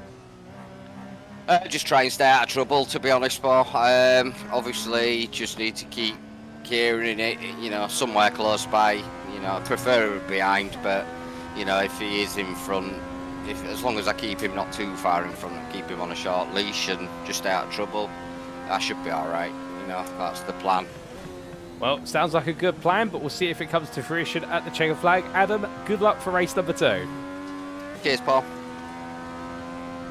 So here and there, ladies and gentlemen, from Adam Delmont for a brief moment as he gave us a quick word of his thoughts. Oh, goodness me, that was Michael Lees there deciding to become a helicopter in the background, getting it very wrong coming out of Druid. But Adam Delmont really saying there was no real plan to keep Kieran Sharp behind in race number 1. He had to find a way to do so. And well, that just goes to show you how unpredictable these legends are with the speed and the battling. But speaking of unpredictability, ladies and gentlemen, it's time for our second race of the day. They all head to the pits, but very quickly they'll be back out on the grid, and we can expect another sensational 9-lap thriller.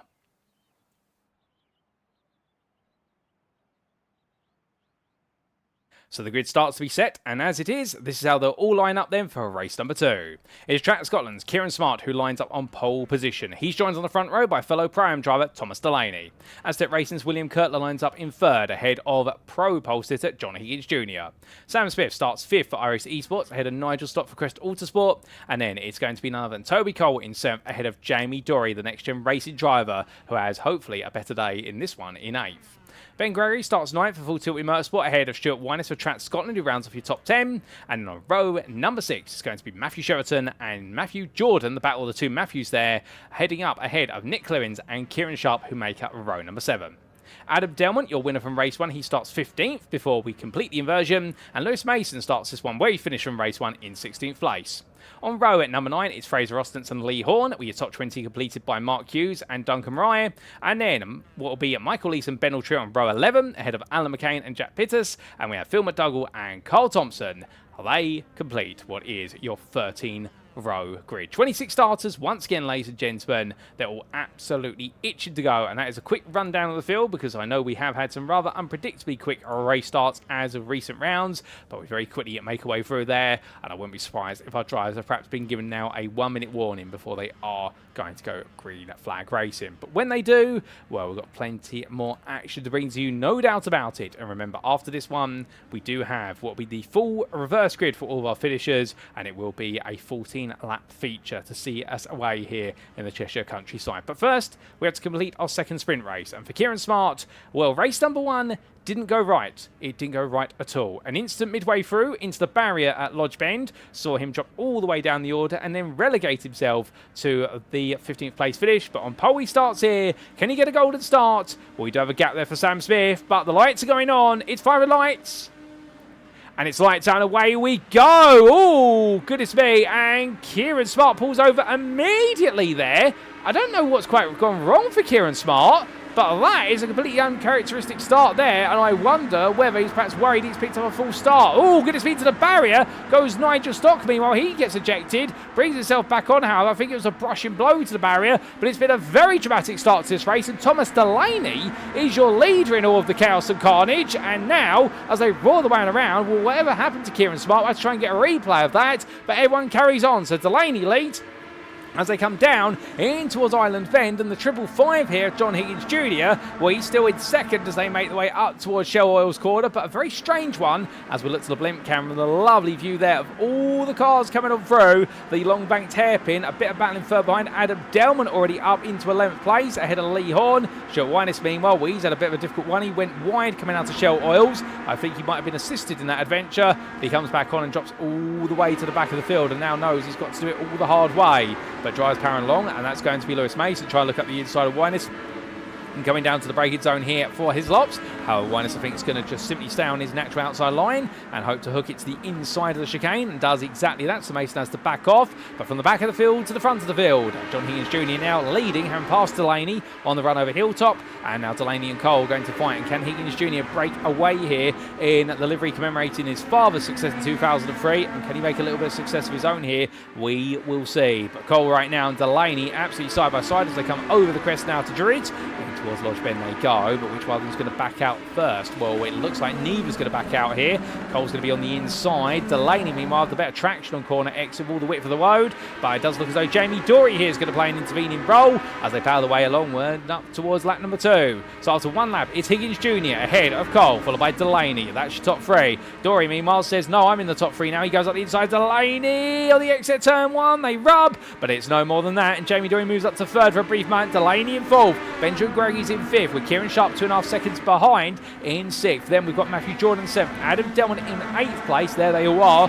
Lee Horn in 9th for a brief moment, but Michael Lees up the inside of him, moves ahead, so Horn drops to 10th. And then we have best rest 11th, Nigel Stock, as we have had some technical issues. Stuart Winus is in the pit lane due to damage on the car of some description. Indeed, multiple drivers having a nightmare start to this race, but we will get a replay of what happens to Winus very shortly. But as they roar the way upwards in towards turn number 5, well, all of our drivers are pushing onwards. Phil McDougall, meanwhile, well, he's continuing to push on as much as he can, but he does seem to have their Alan McCain right behind him, and well, these two have definitely not had the most comfortable of starts, and I think we've got a few replays to explain exactly why, as we say hello to Lee Wilson. I hope you're doing well, Lee.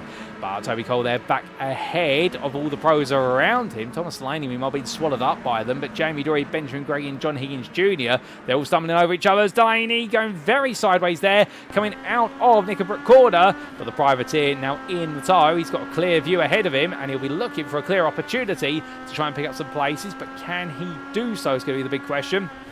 Win towards the right-hander of Drew as they go. That double apex, but very tight, threading the needle there with the first apex. And I think Delaney here in the 555 deciding to play it very safe and smart. Now looking to the outside, back to the inside he goes. He wants to go for under braking, but I think they decides just to back off a little bit. Oh, goodness me! And that is Higgins Jr. coming together, Gregory. The two come together, and Matthew Sheraton goes round. And I think there's also there a wounded Kieran Sharp who's been able to avoid the worst of it, but the two have definitely had a brushing blow and not the way they wanted it to go whatsoever. So what on earth happened between them? I think they've just had a bit of a coming together, but we will see what happened between them shortly. We do get the replay. Balltree goes very sideways there, pretty much slicing himself between Higgins Jr. and Michael Lees. So therefore Balltree now falling foul of a bit of a moment. It seems to be going all wrong for some and all right for others, but right now for Ben Balltree, what was looking to be a great race forward, well, he's lost a bit of that momentum, but he's still up a few places compared to where he started. Given he started 22nd, he's in 14th, so he can't complain too much about this one. As we got Carl Thompson, well, he's definitely been in arrears, and the 25 driver there being passed by the man who was on pole. Kieran Smart, who had a nightmare start to this race, had to park the car as soon as it started, but what exactly happened? Well, we're going to take a look back and find out, ladies and gentlemen, because here was the green flag. Now we jump on board here. Let's listen in to Kieran Smart.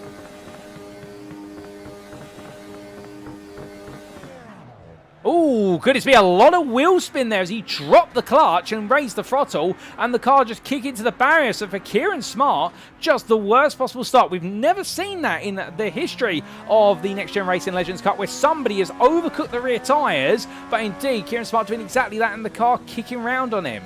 Subsequently, we had all this play out at the front of the field, where Smart was having to then park and wait to reverse his way back onto the circuit. Well, we had plenty of fighting, and John Higgins Jr. really got the best of it out there, but we did have a few excursions drivers five back, including Nigel Stock there, having a lot of oversteer, but collected it back together, and well, a couple of other drivers with him also having some sideways moments. We also had this for Alan McCain. And we do see Andrew Pike there saying with regards to Smart having his wheel turned as well. So not the best start there. Good spot there, Andrew. Didn't quite see that. But there was a mistake from Alan McCain. A bit too much power and also having the wheel overturned and sending the car very much sideways around in the 2-1-2. But from there, we also did have this happen to Stuart Winus. This was down into Shell Oil's Bend. He was at the time running inside the top 10 and was, of course, the challenge for the prime lead. As he made his way through the corner, snap oversteer, collected by Matthew Cheverton, and Sonny found himself ejected to the grass there. Cheverton was an innocent party in all of that. He just happened to be in the car in the right place at the wrong time to be pushed around. But in the end, Winus was the one to be ricocheting off of him instead. We then had this subsequently for William Kurtler towards the end of lap number 1. This was down towards Lodge Bend as the leaders were making their way away. Kurtler meanwhile going defensive and under braking. Oh, it got very, very haphazardous there. And in the end, all the drivers having a big coming together. And that's what happened to them. And Phil McDougall subsequently getting caught up. In fact, they all got caught up there. And Winus' race going from good to bad to worse. Oh, my good Lord. They're all coming into the scene of each other. And, well, you can't make that one up. In fact, can we get that on board from Phil McDougall? Yes, we can. There was the first two impacts. And at that point, just ejected out.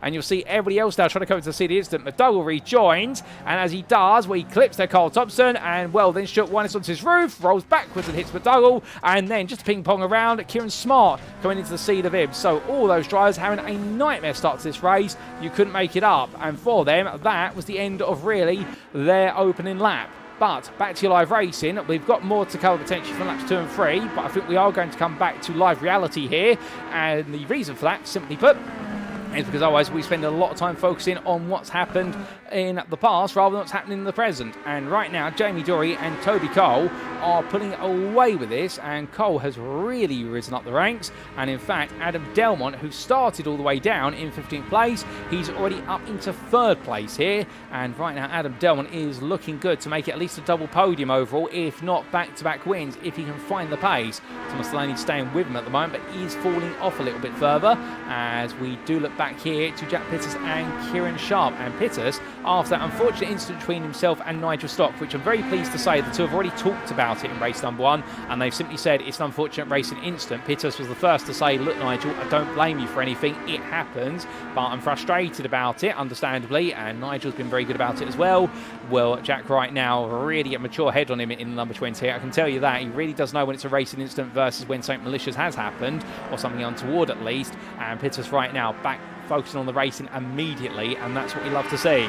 Kieran Sharp with him now as they roar the way through the right-hander, turn number 6, and nothing between them at the moment. Sharp, of course, needs to make this move if he can, because he needs to keep the championship alive. He is the 2nd place man, and right now, after missing out on the win to Adam Delmont in race 1, well, things with the fish as they currently stand after this one, Adam Delmont would not statistically make the championship out of reach, but he would make it much harder, and in race 3, potentially, if results really go against Kieran Sharp and go well for Adam Delmont, we could have a championship crown being awarded when we do arrive at Brands Hatch in 2 weeks' time. But we will see as they make the way under the bridge and in towards the Watertown corner. Sharp right now trying to push Pitters along and hoping that his fellow countryman is able to get him a bit closer to that top 4, but it's a 3.5 second gap at least. It's a lot further away than perhaps he would like it to be. And at what point, if you are Kieran Sharp, do you have to start to think to yourself, okay, I'm not getting any more out of this. Do I potentially become the lead car and have Jack push me along instead? Well, we'll have to wonder about that one, as meanwhile, one thing that is a fact right now, and it's not theory, is that Bedell Triers lost it coming out to the final corner into the barrier, and oh goodness me, he gets it turned back around, but as side-by-side battling and fine side-by-side battling with Matthew Cheverton, but coming out of Lodge Bend, in the end things just went very sideways for him. Duncan Wright and Phil McDougall, meanwhile, well, they're working together as they head in towards turn number 1, and as they do, well, right now, Duncan Wright doing everything right, albeit they're all running a bit bit wide there as they head up towards and turn number 2. But as they come down to the braking zone, you can see there right now it's going to be Mirai going defensive. McDougall behind him looking for a move as he has lost a bit of the engine cowling over the car, and that's not the cleanest missing engine cowling. But there you can see Ben Altrier trying to push his way along behind McDougall. It's going to be too wide here in towards Island Bend. But through left hand they come, and well, the 2 prime drivers will both run deep. Altrier now trying to go to the outside, but Mirai covers it off and takes the racing line as McDougall back on the inside versus Altrier. Altrier sideways there, catch the car just in time. This has definitely been a lap 6 of fun for Altrier, and right now back in the double toe here as he heads up towards Hilltop, and he'll be hoping that he can find a way past the Mountain Dew machine for 6 on Project Black. However, it looks like the full tilt Motorsport car, as much as it gets as close as humanly possible to the back of the 105, too close for comfort there, and does not have a way in and has to settle behind, at least for now. Max Pitters versus Sharp. These two still run each other absolutely nose to tail here in the fight for 5th place, and really what is the attempt to try and get close to the top 4. However, I think at this point it may not be coming forward as we oh, goodness me, that's drama. That's Altrier making his way on around, but Duncan Mirai misses the front bumper. What exactly has happened to the Goldwing Motorsport machine? And here's the replay, ladies and gentlemen. It is drama for Duncan Mirai, and we're coming out of Nick quarter. McDougall got close, looked to the inside. Mirai came across to shut the door, and well, in the end, McDougall ploughed through. And meanwhile, the Goldwing Motorsport car left in ruins by comparison. And well, I can imagine there might be some unhappy words down in the pit lane afterwards there, although different interpretations in terms of who's at fault for that one. And I'll let you guys and girls at home be the judge on that one, because we haven't got enough camera angles. But as we do have Matthew Jordan, we come back to the live view of him. Well, he's currently sat in 13th place, and after a phenomenal run in race number 1, this race number 2 bringing him back down to earth a little bit, battling with Higgins Jr. and Nick Clibbins. And well, this is a big fault for you as Nick Clibbins goes up the inside of 1, goes up the inside of 2. Can he get it both done? Well, John Higgins Jr. meanwhile says, no, I've seen that one before. He's going to hook it to the inside then into Shell Oils and make sure that the Irish Esports number 13 doesn't get through, but they get touched. And as they do, Clibbins is spun out. Higgins Jr. carries on. And well, I think they're both cars are running side by side, and wheel arches getting caught at each other. And Clibbins the unfortunate recipient of a spin there. But now Higgins Jr. losing some momentum up the hilltop. Matthew Jordan's going to be on the inside of him, coming down towards the Hislop chicane, and Jordan has the opportunity to put another place over him. And what this does do is it does reset things a little bit, albeit for Nick Clibbins.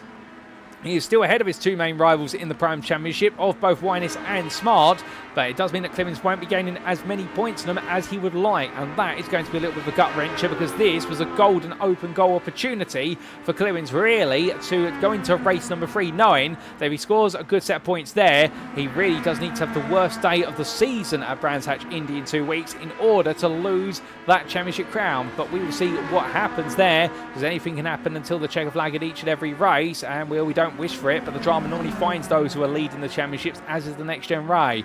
But as we do see Higgins Jr. still squirming left, right and centre over the back of Matthew Jordan, or further back there to Carl Thompson, up the inside of Ben Gregory in towards Druids. That's going to be a very straight line, that's going to make contact, and it does, and in the end Gregory is sent all the way around, and Carl Thompson there trying to take a bit of a late braking point up the inside of Gregory, but misanticipating how close the apex was, and that contact coming about, and Gregory having nowhere to go other than either turn into the corner or go straight onto the grass. And I think Thompson there will recognise it afterwards that he's just coming out a little bit hot.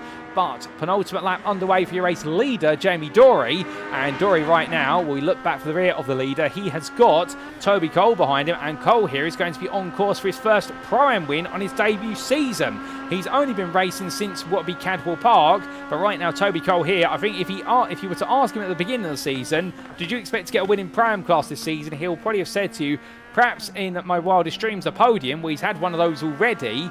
And now he's on course for a Pro-Am win, albeit Thomas Delaney is 3 seconds behind, and we still have a lap to go after this. But the point being that right now, Toby Cole is looking to be absolutely locked in here. And I can imagine what he's going to do is try and work with Jamie Dory, at least for this lap. I wouldn't be surprised if the gloves come off slightly on the next lap, but something tells me a sensible head will be on the 256 driver's shoulders, because he knows that this is too good a result to fry it away battling for the overall win. As much as he would love to, and we have had several overall wins from Pro-Am drivers goers, not just in race 1, but over the entirety of the races in rounds. But right now, for Cole, I think that would be greed taking over there, and that's the one thing you don't want to have happen.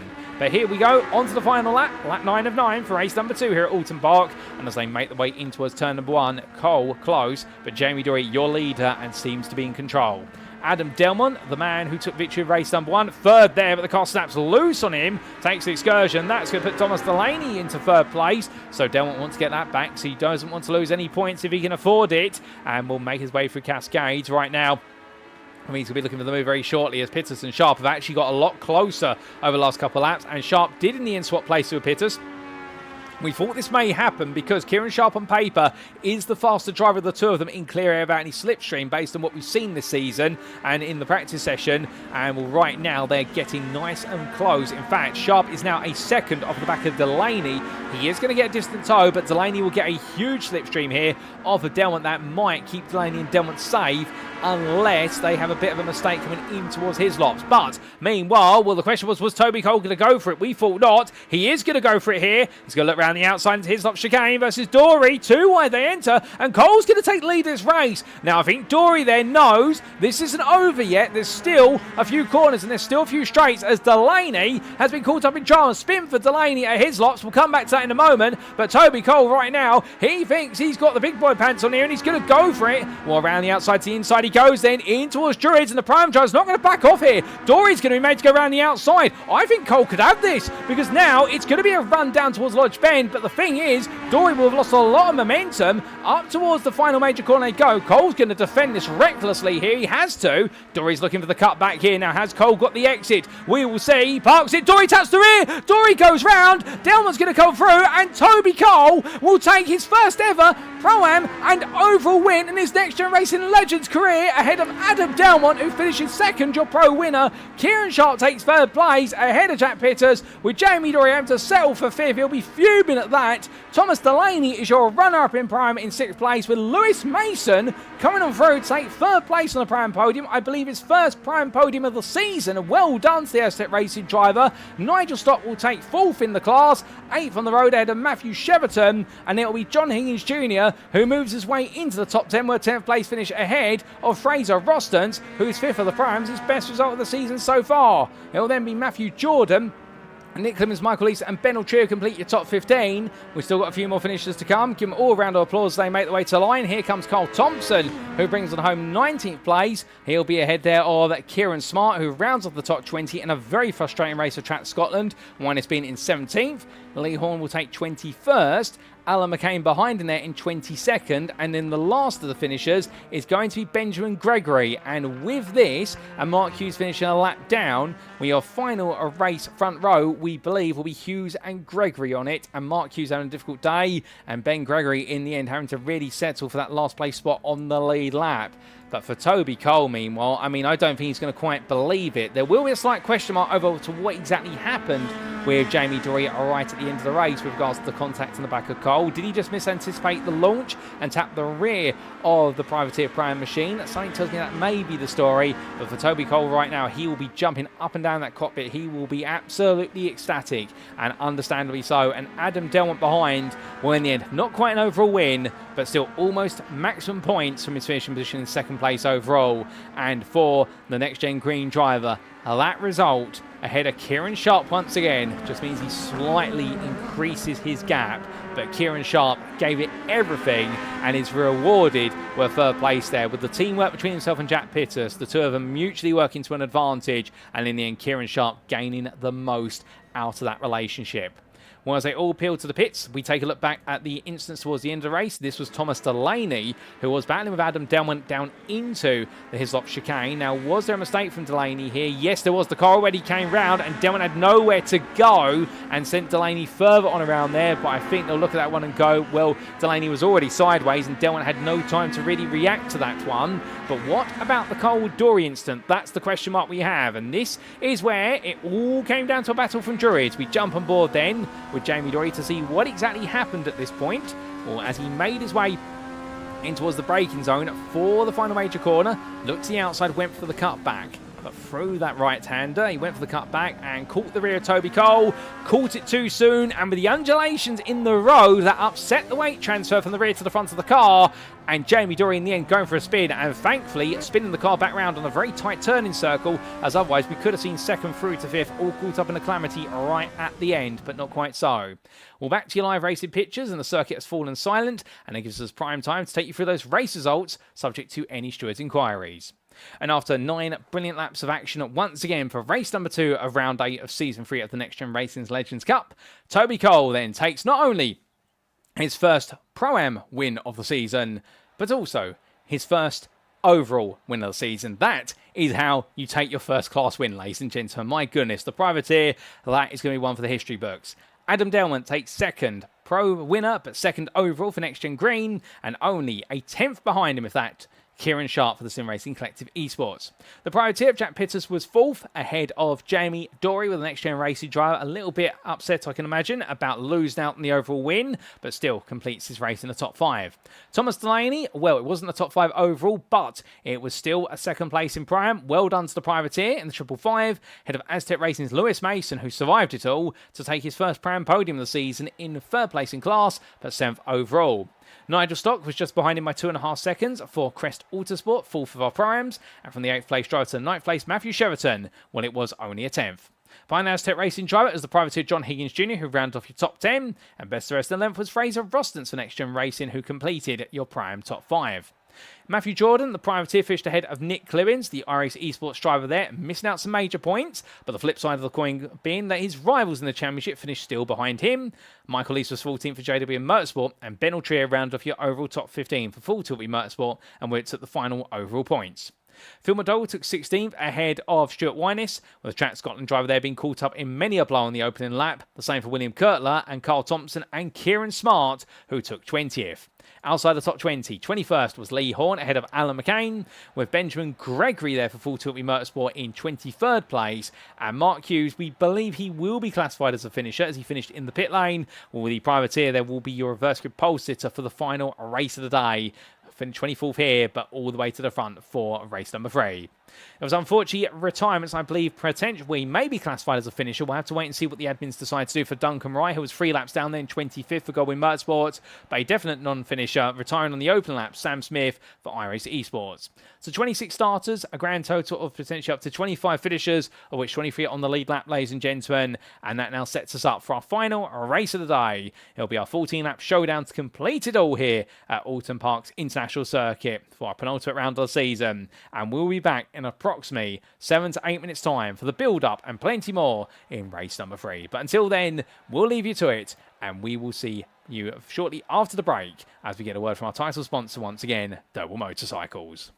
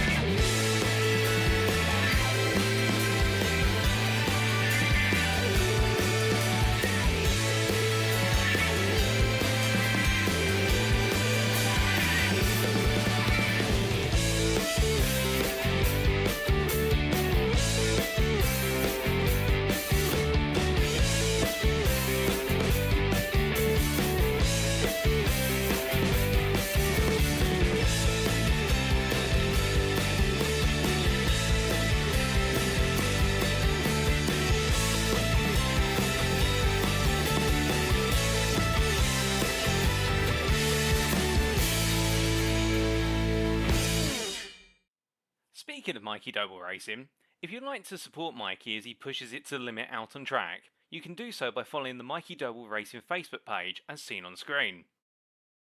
Additionally, if you want to represent the 88 Army at a BTCC weekend, Mikey Doble Racing has some fantastic merchandise available just for you, as may be found either via the Mikey Doble Racing Facebook page or alternatively in the Doble Motorcycles store at dobledirect.co.uk.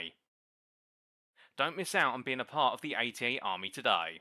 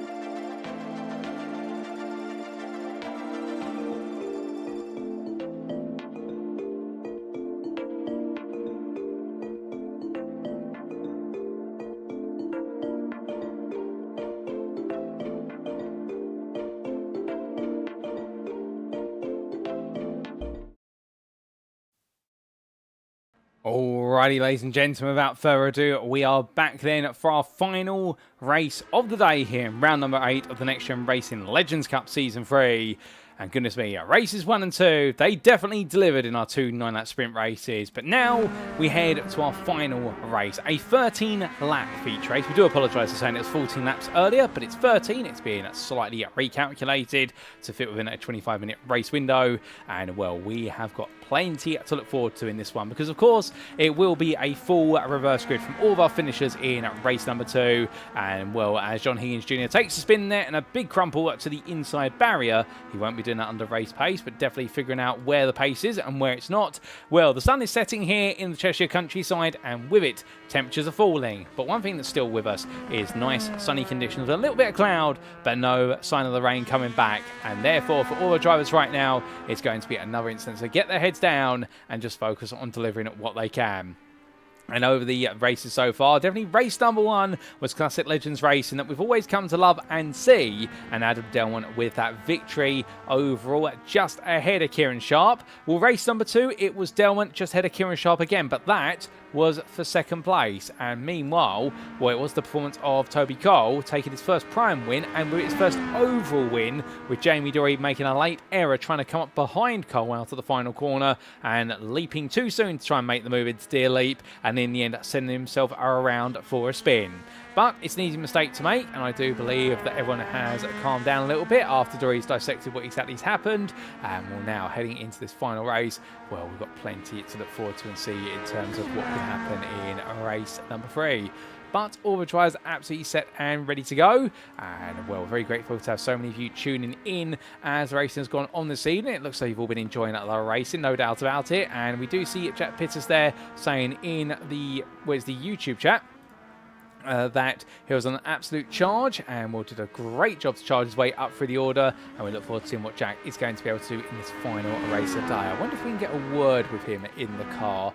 And the answer to that, I believe, is no at the moment. He's not available for a patch through to the car, which is unfortunate. We would have loved to have grabbed a word, but I think we are going to go without a quick driver interview before our final race of the day, ladies and gentlemen. I think we're going to let them all get their heads down, and we're only a minute away. But of course, the slightly longer race, it always does have that big uncertainty with regards to the fact it is a full reverse grid, and the challenge is for your faster drivers to pick your way through as quickly as possible, but to do it as safely as possible.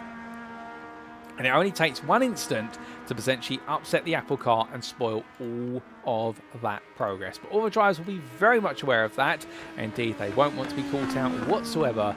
But we will see what's going to happen. Because without further ado, in 30 seconds' time, we will be going to that grid for one last race. And after this, we will be setting up the run in towards the Brands Hatch Indy Circuit in 2 weeks' time. And, well, there'll be a lot of questions with regards to how the championship points stand and whether we do still have titles on the line, or whether there's champion elects, or whether it's literally just down to basic mathematics, and whether Lady Luck goes completely against our champion elects. Well, for all that and more, and how we set the scene going into round number 9, it's time, ladies and gentlemen, to make our way to the grid for race number 3. The checker flag's out, 13 laps away. Who are going to be our winners? Let's find out.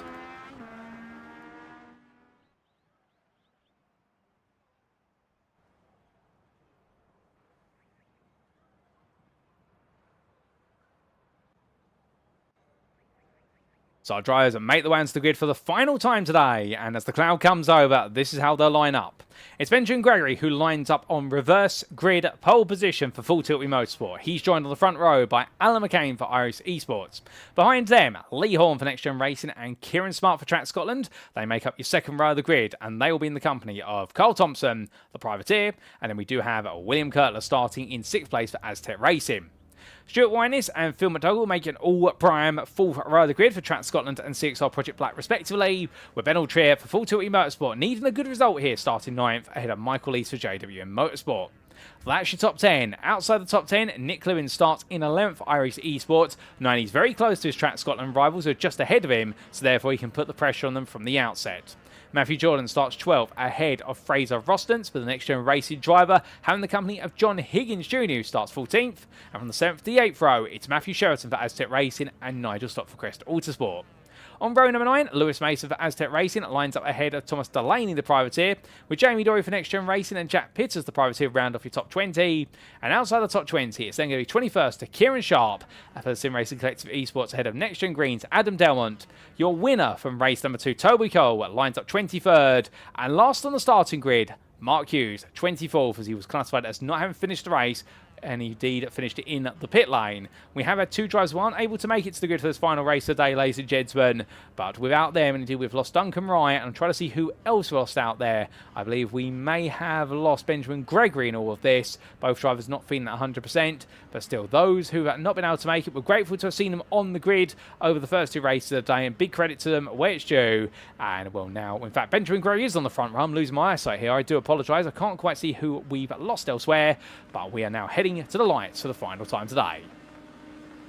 It's 1, it's 2, it's 3, it's 4, it's 5, and as the flames spit from the legends, the hammer drops, it's lights out, and away we go for the final race of the day. And Benjamin Gregory gets a good start there as Alan McCain tucks in behind. Lee Horn, meanwhile, well, he looks at opportunity around the outside, but Kieran Smart's going to keep him honest there as they make the way out. Top 4 safely away. Meanwhile, run wide, that is Ben Altrier taking a very wide run, and as he brings himself back onto the road, well, I think there Altrier's going to try and keep it all together. But coming down in towards Cascades, we had Lee Horn, who's taking a big excursion off camera. That's where all the smoke's coming from as he's gone straight on at Cascades. We'll try and see what's happened to him very shortly, but Lee Horn's had a nightmare start to this race as the rest of the field now picks his way past, and Alan McCain there goes up the inside of Gregory into Island Bend, but everyone comes storming on through, and through the left-hander they come, and Adam Delmont here all right now battling his way up the order already, up several places, and now trying to make a few more as we look to the blimp camera, and well, there's all the field making the way on through Island Bend, and it does seem as though everybody's safely on through at this time around, as Mark Hughes, meanwhile, he's had a good start from the very back of the field, up 3 places already into 21st, and looking for an opportunity now to attack Altrier as we ride on board over the bonnet of the 495.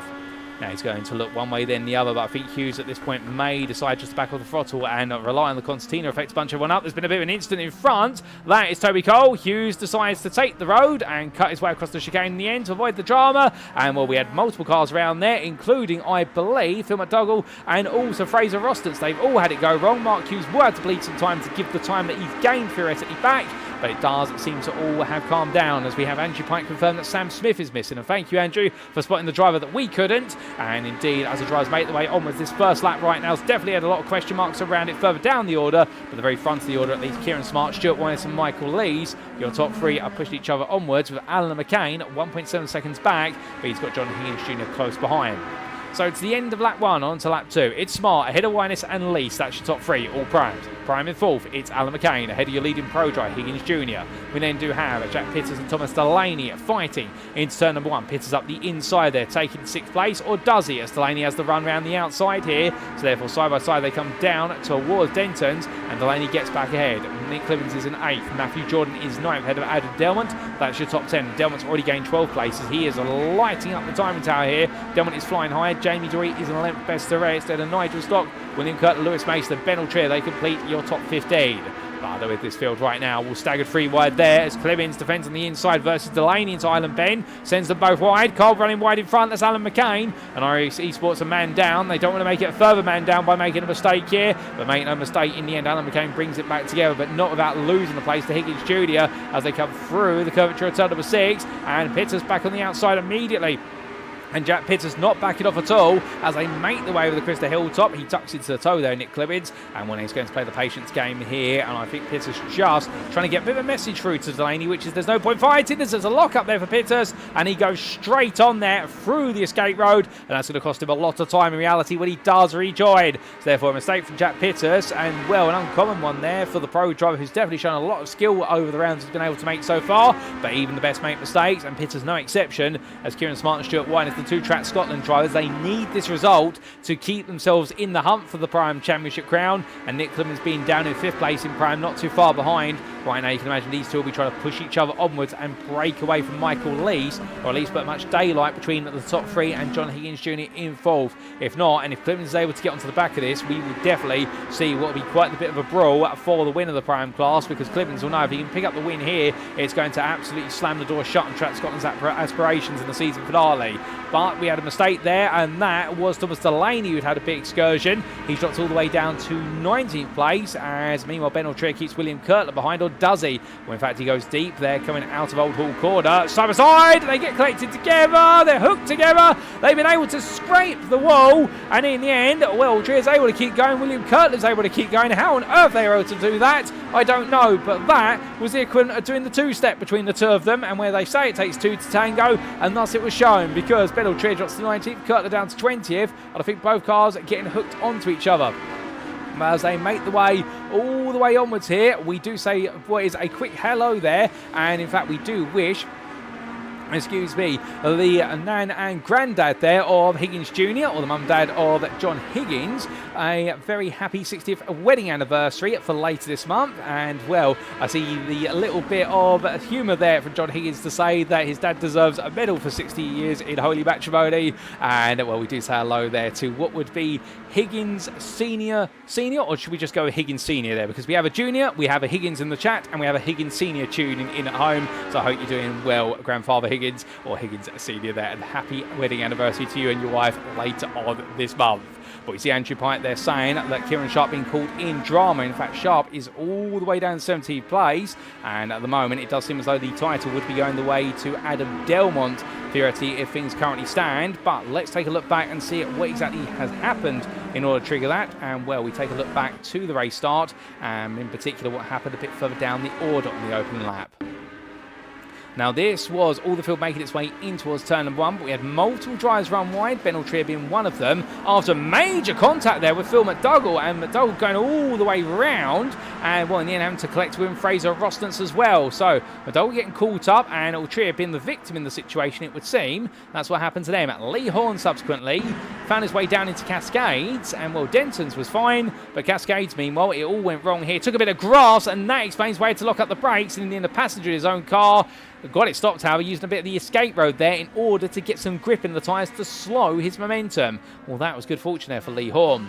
And this, meanwhile, happened to Kieran Sharp on the lead lap, and this is probably the most contentious item, side by side with Adam Delmont, down towards the Hislop chicane. Too wide they entered, Sharp on the outside. Oh, no! And for Sharp on that outside line, in the end, well, he got pranked slightly on the rear by the looks of things, and also what happened in front of him, he was going around either way or having to stop, and well, for Kieran Sharp, happened to be in the wrong place at the right time. We get the on board with Kieran Sharp here. Now keep in mind he was fighting with Delmont, who's on his right at this point. You'll see Delmont very shortly on the right side of your picture, into the braking zone, and in the end, in fact, I think he tapped the rear of Nigel Stock, and then Sharp at that point just a passenger in his car and having to wait until all the field came on through.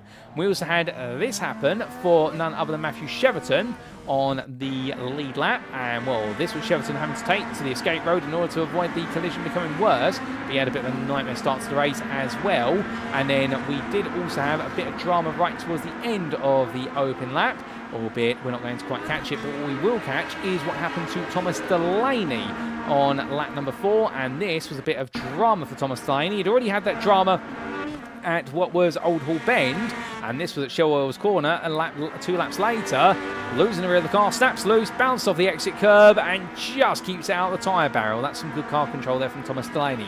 Back to your live racing we go, ladies and gentlemen, because we can't stay too transfixed on the pass for too long. And as we do, already up to lap number 5, and there's your 2 leaders, Winus and Smart, and Elise is still 8 tenths behind, with Adam Delmont sitting in 4th, and right now he is leading the pros, and Jamie Dory's with him, as is Matthew Jordan, Alan McCain and John Higgins Jr. And Higgins Jr. right now, well, a little bit of pressure on here, or a little bit of inspiration perhaps, to try and perform for his grandparents and trying to find a way to make his way to the lead of the pro class. Nick Clemens, Jack Pitters behind, they're still side by side coming for Island Bend, and Clemens in the end almost taking to the grass lost there. And, well, I think Clemens has got to get a sensible hat on here, which is that right now, as we see a big moment there, that's Higgins Jr. going around on the exit of turn number 5. What exactly caused that? I think that might be a little bit greed with the throttle there. We've had many a driver go around on the exit of Shell Oils Bend today, but that is another driver who's added their name to the list of victims of Shell Oils Bend, and we'll see if we can get a replay of Higgins Jr. shortly as to what happened. Well, right now for Pitters, he'll be moving forward as a result. Lee Horn and Nigel Stock will see Higgins Jr. in front, and they'll try to find a way through as Horn goes the outside, but a snap lock up down the front right brake, squeezed to the limits there by Higgins Jr. He was under braking, and Lee Horn having to back off as they make the way around, and Nigel Stock with them as Matthew Cheverton, meanwhile, well, he's had a slow run. In fact, I think Cheverton's got a problem in that car because it is going very slowly unless he's burning a slowdown penalty for perhaps cutting the chicane. Well, he's not going at any speed here as Matthew Cheverton, and we've got no sign of any damage to the car. At least we're not seeing what would be a meatball flag as it's known for the car, which would indicate it's got to come into the pits. He's picking up some speed now as Cheverton, but I think there might be a problem with the Lightning McQueen machine from Aztec Racing, and that might be its race. Said and done. Drama as well. Kieran Smart into the pits here as he makes his way down. Well, something's gone wrong for Kieran Smart. I believe there's damage on the car that we haven't seen or heard about, but Smart's in for a fast repair, and with that, suddenly Stuart Winus finds himself all alone, and well, with this, what this will mean is that it will be Winus who keeps the Prime Championship alive if results finish as they currently stand, and meanwhile, Smart may effectively be out of the hunt as Matthew Cheverton has had to tow to the pits due to some damage he's picked up. I wonder whether Smart and Cheverton have had a bit of a coming together of some sort, although they've been quite far away on circuit from each other. I'm not 100% sure, to be honest, but I would argue that something's happened. It's potentially two separate incidents, but both drivers having nightmare moments in their own regard, and that's made race number 3 turn into a little bit of a nightmare for them as a result. But Matthew Jordan, meanwhile, well, he's absolutely having a whale of a time here as he chases after Alan McCain. Onwards he goes in the NXTGEN Racing Machine, and the privateer right now close. Can he look for the move here versus McCain? The answer is going to be yes, but not about a big bump draft there all the way down. I think trying to say to McCain the words, go on, I'm not going to try and pass you here, let's work together for now. I might do a bit later on instead. Well, Delmont and Dory just ahead of them, the two leading pro drivers. Well, right now McCain and Jordan would love to get a little bit closer to them if they can. No can do at the moment, it would seem, as Jack Pitters and Nick Clibbins are still pushing each other along, and it really does seem as though we're in pairs and partnerships here at the moment, because your top 8 is made up of 4 pairs: the Winus-Lees combination, the Dory-Delmont combination, the McCain-Jordan combination, and the Pitters-Clibbins combination you see here. And then Toby Cole is in a bit of a lonely 9th place here, but the man who won race number 2, not just in class but overall, well, he's enjoying good pace, and in fact is being matched by Lewis Mason behind. Further back, meanwhile, that is Higgins Jr. battling with Lee Horn under braking in towards turn 13. And I don't think these two have got the script, which is to form a partnership and work together. As all good to speed is that. Nigel Stock carrying a spin. Yes, it is. He avoids the tyre barrier thereabouts, but Stock coming out that corner, he's gone around there, and I think the car just been ejected sideways through the weight transfer. And so many drivers having it go wrong at Lodge Bend. And, well, he adds his name to a list of drivers who've had a spin there, either of their own volition or not. But definitely it does seem as though this Oulton Park circuit, race number 1, it was a much calmer circuit by comparison, but races 2 and 3, well, barring the incidents we've had between drivers, this circuit, I think, is not offering as much grip as it previously has, and a lot of drivers really starting to struggle now with those grip levels out there, and, well, as a result, they can't take things for granted as much as possible, and those who drive more calm and cool and consistent, they're able to pick up the time. But speaking of time, it's time we took a look at Thomas Delaney and rode on board with the 555. And, well, right now running 9th in Pro-Am, trying to find his way past Kieran Smart. Smart's trying to recover after that quick fast repair in the pit lane, which saw him demoted from the top 5 all the way down to 14th place. So Smart right now knowing that at this point it's damage limitation, plenty of damage limitation at that. Slipstream will build here for Delaney. He'll look one way, then he'll go. Oh, no, that's a nasty hit on the rear of Smart's car from Delaney. That is not how you bump draft there, coming in with too much speed, and the car being scooped wide. It's also at the top of the crest of Hilltop. That would have unsettled the rear of the car, and that contact over the front would have shifted all the weight around very suddenly. The rate was already coming up over the front bumper, and then would have pushed it back for the reactive force. And as a result, Thomas Delaney there realising that sometimes you need to be a little bit patient with the bump draft, because you can't always do it at every point on the circuit, particularly when you have elevation changes. But the privateer gets it back together for now, but I think Kieran Smart will be looking in his rearview mirror and wondering how on earth Delaney kept that pointed straight. But from them, you can see Phil McDougall a little bit further behind by 4 seconds, and Nigel Stock not too far off then, 1.5 seconds back. but their battles do seem to widen out a little bit, as meanwhile the two drivers who started right towards the front of the field, where all went wrong for Benjamin Gregory in particular, who started all the way up on pole position, and it went backwards as quickly as it started. But how exactly did it go wrong for Benjamin Gregory in the early stages? Well, we did see it all go wrong at one point, and well, we do have the quick replay from earlier of which to explain how Benjamin Gregory's race went from good to bad to worse. And this was what happened to Benjamin Gregory, coming in on the open lap, collected there. Oh, goodness me, that was a nightmare moment, and that fills in some gaps. I believe that was contact there with none other than, I believe that might have been Nick Clibbins, unless I'm mistaken. I might be wrong on that one, so I can't quite confirm it, but that's how Benjamin Gregory's race came to an abrupt halt right towards the beginning. But with all that in mind, we come back to your live race. In fact, I think that might have been contact with Alan McCain. I do apologise there to Nick if he catches this afterwards, because Alan McCain would have been the closer car at the time at that point in the race for the iRacing Esports team. But back to your live racing pictures. 2 wide we come on lap number 8. And as we do, this is 2 wide into Hislops, and it is Higgins versus Horn, with meanwhile Kieran Sharp just trying to stay ahead, and Sharp's still trying to salvage something out of this. And in fact, he's doing a very good job at the moment. Is Sharp already up into 10th place, despite the incident down at Hislops in the opening lap when he was battling side by side with Adam Delmont. We believe it was a prying off the rear of the Crest Autosport machine and Nigel Stock that sent him around. But coming in towards Druids Bend right now, the number 23 driver here, well, up into 10th, and at this point 2.7 seconds to Toby Cole. I think he's going to need either a safety car here, alternatively for Sonny, the drivers ahead of him, to all lose their pace or start fighting for him to gain that time. But we will see as Lee Horn there, Bratty breaks himself in towards turn 13, goes deep. Lewis Mason now will see this as a golden opportunity to get a little bit closer as they head up towards turn 1. And Mason there tucked in very firmly into the draft of Horn, but through the right handle they go. No change between them at the moment as they head onwards and towards down to Cascade. But from them, we now make our way back up to Alan McCain in the iRace Esports 212. And, well, he's on the outside here versus Matthew Jordan, who tries to take third place in prime off of him for Island Bend. He'll be up the inside. It's a smooth move initially for Matthew Jordan, but now we ride on board and look back from the rear of the 86. And what can McCain do at this point? Well, the first thing he can do is get a much better exit compared to Jordan, coming out of Shell Oils, and he does almost exactly that. In the end, McCain does get it back together, but not without realising that Jordan's got the toe. Oh, goodness me, a big hit on the rear of Jordan's car, and the bump drive not coming together there. And, well, some quite erroneous behaviour there from the iRace Esports machine. I wonder whether that tow bar might have just hit a slight angle, not completely flat on, because McCain now having to take a reactive action and in the end losing the places to Clibbins and Pitters. And that was quite similar to what we saw over the crest earlier on when Delaney gave a tap to the rear of Kieran Smart, albeit not as aggressive by comparison. But Alan McCain there definitely losing out unexpectedly. We didn't expect that at all. Nick Clibbins battling with Jack Pitters here through Water Tower, but it's going to be Pitters on the inside here through the right-hander of Druids Bend. And well, Pitters right now not backing off at all in terms of this fighting, but what this is going to do, this fighting, is cause them to lose some time to the cars in front, unless they suddenly mutually agree not to fight each other anymore. And I think Clemens at this point might now have got into the mindset, which is actually, you know what, I might as well not fight with the pro driver, who does seem to be the faster of the two of us.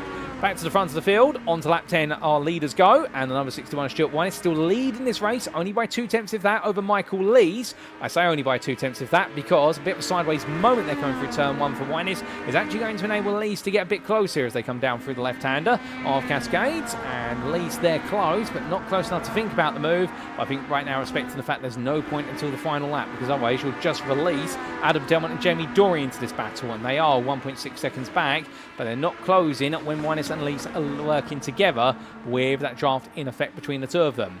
Further back, Fraser Rustin's trying to make a move on the inside into Dealey versus William Kurtler, and I think he's going to make this stick as they head into the braking zone for turn number 1. In fact, there's the confirmation as Rustin's there takes the racing line, and well, it absolutely works out. And well, instead now making the way down towards turn number 2. Fraser Rustin's under pressure from Kurtler. Kurtler trying to find a sneak peek around the outside to inside, but not quite able to get it done. Further back, Nigel Stock, well, further up there I should say, Nigel Stock still has the company of Phil McDougall as these two fight over 10th place in Pro-Am, and we're looking very close together, very good company between the two of them. But right now McDougall close enough to build up a big toe here heading up towards Hilltop, but will he be able to find it? We're about to find out here as he's going to look around the outside. So he's not going to bump draft, he is going to fight stock, and the Mountain Dew machine for CXR Project Black, he's going to have a nose ahead, but under braking, can stock come back at him, and the answer is no, he can't. McDougall does give him the space to fight it if he wanted to, but in the end stock decides to back out there and let it go, and I think that's wise because there's always another opportunity, and just ahead of them by the best part of 3 seconds is Lewis Mason, who they might be able to catch up to. A bit of information in the YouTube chat there from Andrew Pike, a regular racer of the Legends machine, saying that if either car has a bent bumper when they try to bump draft, so it's either the car behind has a bent front bumper or the car at the front has a bent rear bumper, when they do bump draft, they don't bump draft too well, and instead it can lead to cars being pinged off the circuit, essentially. They do suddenly get tapped, and a lot of momentum sends them sideways, and that's what we have seen earlier on, and that does explain particularly what we saw for the Nick Clemens instant, which did project him a bit further backwards. Well, in fact, the Alan McCain instant, I should say. But Winus and Lees together with Delmont and Dory coming on through, and then Matthew Jordan, he's put a bit of daylight between himself and Pitters and Clibbins, as Clibbins right now still tucked in behind the privateer and the Renault-sponsored machine. No change, at least inside this top 10 at the moment, unless your name is Kieran Sharp, who has moved to 9th, ahead of John Higgins Jr. And, well, through Shell Oils they go, and this quartet is trying as hard as it can to reel none other than Toby Cole into the mix here. Cole now only 1.1 seconds, and he is being reeled in. There is a distant toe now for Kieran Sharp, plus a little bit of the bump draft as well. Well, if that all adds up, Cole will suddenly find himself being pulled in, and this becomes a quintet battle for 8th place suddenly. And for Cole, he'll want to keep Alan McCain behind him if possible, but we will see where he's able to do so as they head right into left here through his lops. From them, oh, hold up a second, we have seen Michael Lees come off the leader, and in fact Michael Lees has dropped back a little bit. I wonder if there's been a mistake for Lees coming through his slops in towards Knickerbrook, because suddenly Adam Delmont's up in the second place, Dory's come through with him, and Michael Lees on the back of this pack, and Stuart Wine is now only a second clear. Well, Adam Delmont will be hoping that he's got enough in the tank here in terms of his stamina to try and bring Winus in and with it go for the overall win. If he can, it will be 3 pro wins here today, 2 of which will be over wins and a second place, and that may lay the championship to rest before Brands Hatch versus Kieran Sharp, who is down in 9th for the moment, full for the pros. But we will see as we do take a look back at exactly how Michael Lees was passed by Adam Delmont.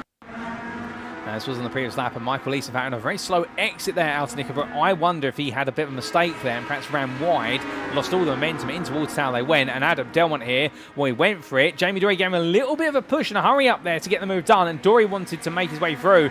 Dory had to drift around the outside there, and, well, we jokingly did talk in the build-up to today, saying about the fact he loves driving his Legend just as much sideways as forwards, but they're proving that sometimes going sideways is the fastest way to make a move.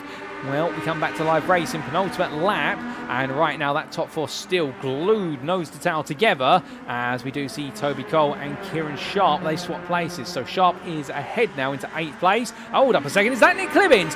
That is Nick Clibbins going slowly. Clibbins has had a major malfunction of his race, and, well, as a result, drops down to 12th, 6th place in Pro-Am, but this could give Track Scotland some hope, because suddenly Stuart Winus, your Track Scotland leader in Prime, 2nd overall. Well, so he's aware of this, he'll now know there's some big points to be gained here versus Clibbins. Clibbins is just on the back of the train from Sharp through to McCain, so therefore he'll try and get into that if he can, but it's all gone a bit backwards here for Nick Clibbins, and a quick replay to explain what happened. Here it is, ladies and gentlemen. This was him battling with Jack Pitters in towards Shell Oils Bend, and as he made his way around, well, Pitters taking a very low line, and Clibbins just losing the rear of the car. A mistake of his own volition. Clibbins avoided the barrier, but that has definitely shaken and stirred him, so perhaps take alternative action. As back to your live racing we come, and as we do, Adam Delmont right now leading this race. He's only 3 tenths ahead of Stuart Winus, but can he make it another win here today? Well, we will see, because Winus has been passed by him on that previous lap with all the slipstream orientated action. Jamie Dory's in the mix, and we do have right now 4 drivers all together for the lead, separated by less than a second, and it's a further 7 seconds back before you do get to Jack Pitters in 5th, who right now in a lonely 5th place. That will be as far as he can go, but we're going to stay transfixed here to the top 4 all the way to the end as they scramble in towards Island Hairpin. Through the left hand they sweep, and as they do, well, Delmont right now in control of this as much as he possibly can be, but looking back from the rear of the leader's car here, of course, Jamie Dory will be timing his run out of the Shell Oils Bend. Now he's got all the run in the world to make his way in towards Hislop chicane. McCain. Hilltop is first, of course, and Dory now starting to pick up the toe. He gets closer and closer. Looking around the outside here as Delmont holds that inside line. He's going to try and go for it late on the brakes. Stuart Winus, meanwhile, makes it 3 wide now as the prime leader peels the inside. Behind him, Michael Lees queues up, and Winus is going to take one. He's going to take 2. Winus retakes the lead of this race overall. Dory tucks in behind him. Adam Delmont now defending to the inside. Nickelbrook corner. Contact with Dory. Sends Dory sideways. So Adam Delmont comes up through. Michael Lees takes the escape road around the outside, and Jamie Dory, for the second time in a row now, is turned around from the lead of the race. And at this point, Stuart Winus now knows all he's got to do is keep Adam Delmont behind him, and he could take another overall win. But can he do so? Because Delmont is there. 3 tenths is the gap, and I think Delmont will do everything he can to send it into the final quarter. But he's got to have bravery here, and what will Winus do? Well, he pitches it to the centre inside of the road. Delmont's going to have to go all the way around the outside if he wants this. Winus holds firm, and that's a drag race to the line. A small tap between the two of them. Onto the grass goes Winus. Was it because of the contact? Was it because of oversteer? Well, either way, Adam Delmont on the road at least is going to make it another win overall today. 2 out of 3 ahead of Stuart Winus, who still takes the Pram win. Second place overall. Michael Lees returns to the Pram podium with second in class. Third on the overall podium. Ahead of Jack Pitters with Jamie Dory, Matthew Jordan, Kieran Sharp, and then Nick Clibbins coming on through to 8th. Alan McCain takes 9th ahead of Kieran Smart in 10th. Congratulations to Matthew Jordan, by the way. 3rd place finish in Pro-Am. Well, that's 6th place. Best of rest in 11th. It was John Higgins Jr. And it was Thomas Delaney, head of Lee Horn, and Nigel Stock just fended off Phil McDougall, with those two completing your top 15. Toby Cole took 16th place in a reversal of fortunes compared to race number 2 ahead of Lewis Mason, with Benjamin Gregory there in 18th place, the best part of 14 seconds ahead of the next driver in the field, and that was Fraser Rostance, who took 19th there, with William Kurtler rounding off the top 20 as they come to the line. And then we do have a bit of a gap before we do get to the last lead lap finisher, but to be fair, he soldiered on all the way to the end. It will be Mark Hughes who takes 21st on the road overall, with a personal best lap right at the end. So I found some more pace as the race went on. But what an ending to the race, ladies and gentlemen. And a question mark with regards to what exactly happened between Adam Delmont and Stuart Winus coming out of none other than Lodge Corner, with Winus coming a bit loose. Was it due to contact between the bars, or was it Winus getting out of sorts, or was it a combination of the two? Well, there's going to be interpretation there. But in the end, the only thing it's done is changed who the overall winner is, and for Adam Delmont, it means a couple extra points. As Stuart Winus there decides to show off a little bit and have a bit of fun in towards Druids Bend. Not quite playing sandcastles, but coming close. But in the end, all the drivers making the way around, and a very important result for Winus, because whilst Adam Delmont may have put the overall Drivers' Championship to bed with the results here today, subject to any stewards' inquiries, Stuart Winus, meanwhile, with this prime win and Nick Clemens taking 4th in class, he has kept the Prime Championship alive to go to Brands Hatch. He'll be up against it, and he'll need this man to have a nightmare day in Kent in 2 weeks' time. But if Nick Clibbins does not put it together there, Winus is still within arm's reach. We believe Kieran Smart may have been eliminated given the way the races have gone, but we will get confirmation of that when we do head to Brands Hatch and we start the broadcast as of our season finale. But as all our drivers celebrate the conclusion of the racing today, where it's only appropriate that we do take a look to the scenic view, and we'll bring you those race results subject to any stewards' inquiries. And here they are, ladies and gentlemen, for our final race of the day. And after 13 laps turned, Adam Delmont, your winner for Next Gen Green by 6.5 tenths over Track Scotland Stuart Winus. Your overall and pro winner ahead of your prime winner there. And in JWM Motorsports, Michael Lees, second of the primes, third on the overall podium. Well done to him. It's been some time since we've seen him right up there at the top. Jack Pitters, 4th there, the Welshman, missing out on the podium once again, but enjoying the fight to 4th, ahead of Jamie Dory, with that late contact between Dory and Delmont sent him down to 5th for Next Gen Racing, but still 2 seconds clear of Matthew Jordan, who was your 3rd place finisher in the Prime class. The priority then being followed up by Sim Racing Collective Esports' Kieran Sharp. Credit where it's due to Kieran. He fought his way through after the open lap incident, which I think in the end will be put down as a racing incident. He fought his way through all the way to 7th. That is the spirit of a championship contender. Nick Clibbins in the number 13, 4th in Prime, 8th on the road overall for iRacing Esports ahead of teammate Alan McCain. An important result. There's some big points still for Clibbins, and we really extend that championship lead ahead of Kieran Smart, who rounded off your top 10 there for Track Scotland. Behind him was his fellow countryman, best of rest and length, the privateer John Higgins Jr., ahead of Thomas Delaney, with Lee Horn for Next Gen Racing 2 seconds ahead of Nigel Stock, who enjoyed a great battle for Crest Autosport against CXR Project Black's Phil McDougall and took home that 14th place. Behind McDougall, who round off the top 15, it was Toby Cole, with Lewis Mason, Benjamin Gregory, Fraser Rostand and William Kurtler completing your top 20, with Rostand and Kurtler enjoying their own little battle. And outside the top 20, not to be forgotten about, Mark Hughes, the last lead lap finisher, ahead of 4 laps down, Ben Alchair for Full Tilt with Motorsport, and your non-finishers as classified, Matthew Sheraton for Aztec Racing and Carl Thompson, who retired after 3 laps turned. But that concludes all of your racing here today, ladies and gentlemen, at the Oulton Park International Circuit. We've had some fantastic races, no doubt about it. Brilliant action across all 3. And whilst the racing may conclude, well, the broadcast's not quite over just yet, because coming up in approximately what will be 10 minutes' time, if not sooner, will be our post-round interviews with our volunteer drivers. Don't go anywhere, because I'm certain that you won't want to miss them. We will see you again very shortly.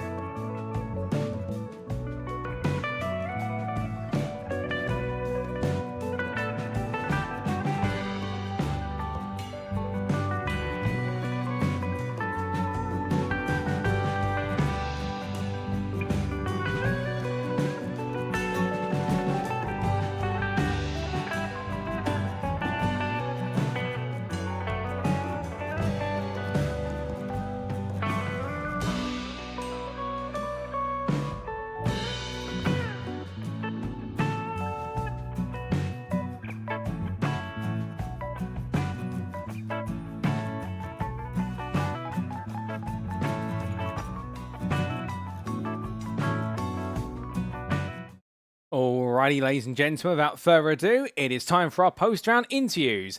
And well, we're going to be hearing from a variety of drivers, both in the Pro and the Pro-Am classes. And who better to kick off with than our three-time Pro winner here today at the Oulton Park circuit, Adam Delmont for NXTGEN Green, championship leader overall coming into this round, and arguably now a championship lead that may be unassailable at Brands Hatch. And we'll hear about his story shortly, and then we'll be coming on to our Pro-Am class pair of Lewis Mason for Aztec Racing and hearing his story today, in particular that brilliant third place in class in race number 2. And we'll also be hearing to Stuart Winus from Track Scotland, who in the end with 2 very important results, including that winning class in race number 3, keeping his championship hopes alive. But without further ado, joining me now in the interview room is none other than Adam Delmont. Adam, good evening to you once again, and well, now that the dust has settled after 3 races, I mean, I bet you can't believe it. 3 wins in the Pro class and almost 3 overall wins as well. It's a perfect result, almost. Yeah, mate. Well, first of all, evening again. Yeah, couldn't have really got more. Well, it could have got better. I could have got P1 on the road all 3 races, but, you know, I'll take that, mate. I'm over the moon with that. Well, absolutely incredible set of results, no doubt about it. And dialing it all back, of course, coming into this round, and really the story of the last 2 to 3 rounds of this championship, you've been championship leader for some time, and you've had a lead, but it's felt as though it's been a championship where you're almost stumbling to the finish line, because every time you have a good result, you have a bad result to back it up. What's been different today? Because this hasn't been the regular form where we've seen you perhaps lose the points that you've gained in earlier races. Yeah, I think I've had a bit of a mixed bag, really, and the first race of the night usually goes pretty well, and then, you know, the following races, I've made a couple of mistakes myself, no question about that, but I've also got caught up in others' mistakes, and I think I've just had some unlucky moments, and, you know, the last 2 rounds, you know, they've been both a mixed bag, so I really needed to just have a solid night like I know I can, and I think, you know, just a bit of patience and being around the right people to work with tonight just made for a lot more what's the word, a normal race without much carnage per se. Oh, very true. And there was a lot less carnage as a result, like you described. We'll come on to some of the brilliant moments of races shortly.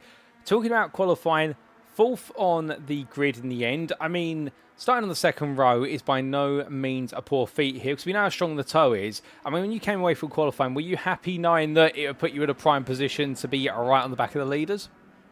Yes and no, because on my final lap I was actually purple for half the lap to 3/4 of the lap, and then I lost a little bit of time, but it would have put me P2 on the road, a 10th behind Kieran, and on the final corner I just broke traction and lost the rear a bit, off-tracked it, so that was that done.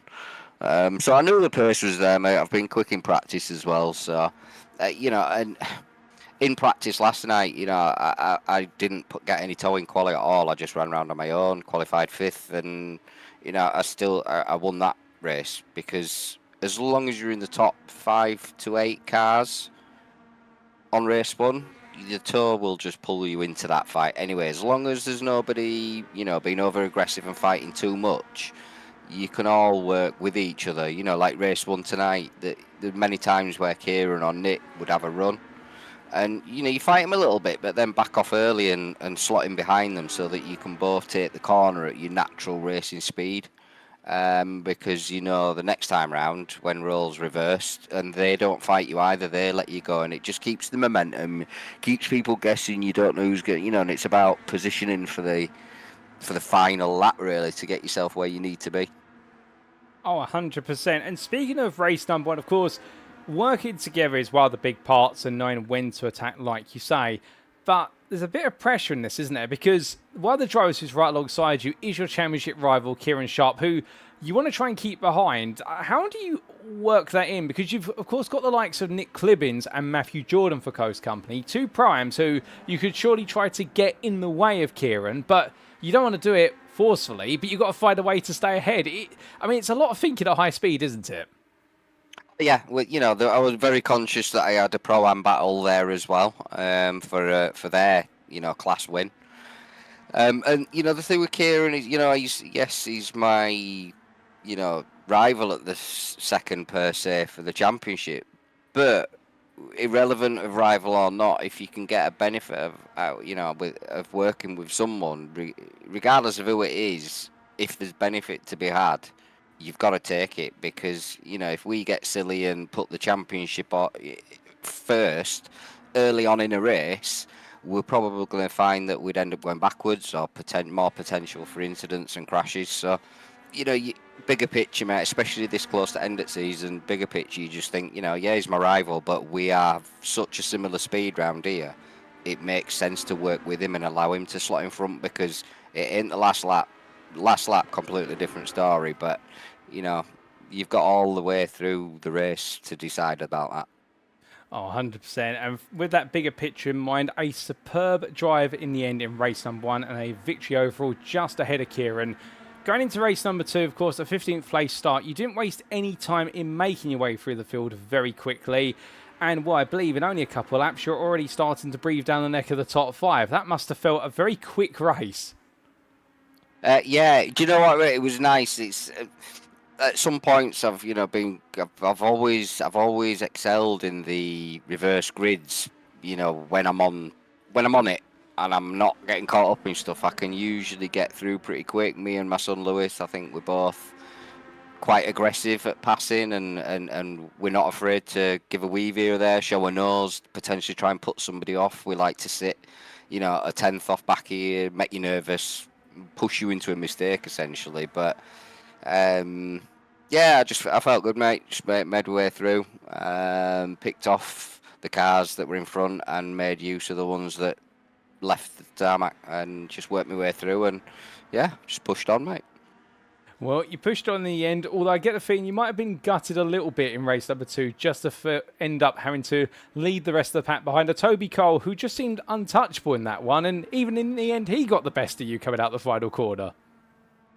Yeah, towards the end, I'd had a couple. Turn 1 was getting really, really greasy and quite slippy, and I'd had a couple of laps on the bounce where I'd lost the rear. And towards the end of the race, you don't really want to be doing that. My tyres were getting really hot, and I started to really struggle.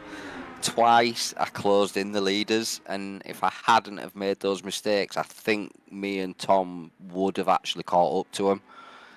But in the end, I just had to settle. I had another moment which allowed Tom to get past me on the last lap, going wide, and praying to God that I kept hold of it, because once you hit those bumps on the outside of turn 1 on the grass, it can flick you quite violently one way or the other. So and then obviously Tom had a bit of a spin in front of me, and I was like, and I could see Kieran behind me, so that last half a lap got a bit stressful, mate, thinking, I'd had a nice bit of a gap on Kieran through race 2, and then all of a sudden he's right there with me, so just held on. Well, held on for dear life in race number 2 and race number 3, a Delmont Classic, if you will. 13 laps, very quickly making your way into the top 10. And after that, it did seem to be a very uphill battle, but you're in the company of an old friend and rival, Jamie Dorey, and the two of you worked together through the whole distance, all the way to that final lap. Yeah, we did, and that was really, really, really good working together. We'd said on the grid, funnily enough, look, we always say, if we're going to try and push through, if we can work it, give it first lap or 2, because there's so many variables and unknowns in lap 1 and 2. So see where it settles. I got a really good start and got lucky with a lot of them checking up on the outside, and I managed to just slow down and tuck underneath loads of them. And then me and Jamie just latched on for a few laps. We were like, right, should we hop over each other and see if that's quicker to catch? And we did that for a few laps, and rapidly, came to the conclusion it was actually a little slower to do that, because we could see the two behind just constantly pushing, just one car pushing. And they were catching us, and the leaders were just stagnating in a gap. So, Jamie made a slight mistake, which allowed me to get back in front. And at that point, Jamie did say, right, do you know what? Let's just try pushing for a few laps. I'll stay behind. Don't worry about me. Let's just go. And that was towards the end. And as you saw, it made a big difference. And that's where we managed to really start clawing into those leaders. Well, you guys definitely clawed into leaders. And in the final lap, it seems though all gloves are off. And a move on Jamie at Knickerbrook Corner. It looked as though he was very sideways at one point. Just your thoughts from your perspective? Yeah, we had a look at that afterwards. And as we're coming into the corner, there is about a meter's worth of netcode before we've even turned into the corner, which is what sends Jamie sideways, which puts him where he is and me where I am because he loses momentum. But the netcode was massive. You know, it's one of those things in it with iRacing. We all accept that it happens now and again, but that was the largest one I think I've ever seen, to be quite honest. So, you know, there's no hard feelings. Me and Jamie really enjoyed that race. So. Oh, 100%. We absolutely enjoyed it as well. And then right at the end, it looked like it was going to be second place for yourself with Stuart Winus going as defensive as humanly possible. But something tells me a similar situation there out the final corner, albeit you on the beneficiary end this time, with the race leader losing it a little bit. And in the end, you're able to pick up the pieces. Yeah, I think me and Stuart both had a bit of a wobble in tandem, both trying to get on that gas as early as possible for the run to the line, and we both had a bit of a wobble, but it wobbled me to the right side of him. I think we did hook bumpers a tiny bit, but yeah, it was nice to see that we both stayed on it. You know, none of us was affected too much. It just affected Stu's run to the line a little bit more than mine, but you know, yeah, I'll take it, mate. Nice dramatic finish.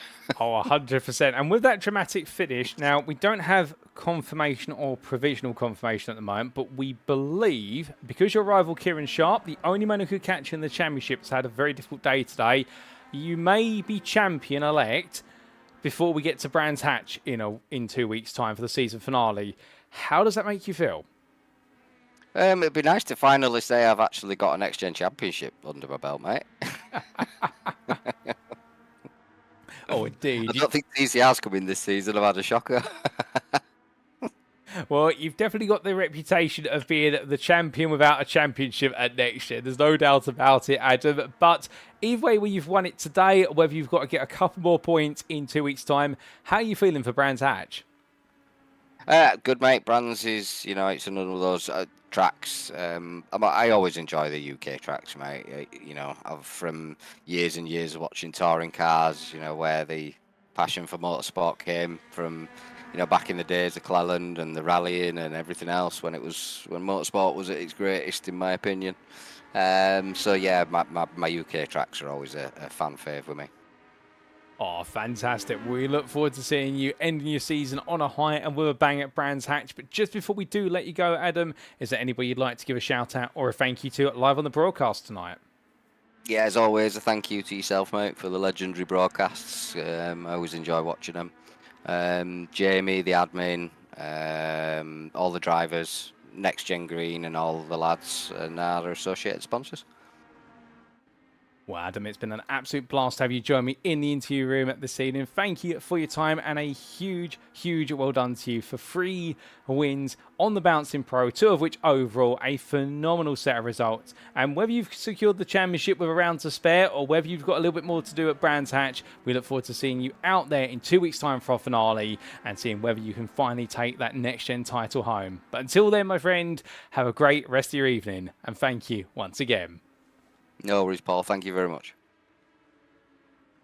So hearing there, ladies and gentlemen, from Adam Delmont, a very happy Adam Delmont, and I think feeling as though things are clicking together. He's had a bit of fortune on his side today when things have gone wrong for his rivals, but to be fair, with all the bad luck he has had at certain points in this season and in multiple NXTGEN Racing series that he's raced in over the best part of the last 3 to 4 years, you can imagine that his time's finally come. And as he mentioned there, it would be nice to finally win a NXTGEN Racing Championship, because remember, he has been on the grid with us pretty much since the inception of our series here at NXTGEN on iRacing. He's been up there, he's competed, he's come close several times. He's never taken a crown home. He's been the runner-up, he's been the third place runner-up, but he's never been on top. He's always been the bridesmaid, but never the bride, as they say. But it all seems to be coming together here I mentioned in qualifying that whilst he was a little bit gutted about not being able to secure his fastest possible lap, given an off track on the final one, still put his focus towards the race, and in the end having to absolutely give it his all race after race in terms of a mixture of being smart with his rivals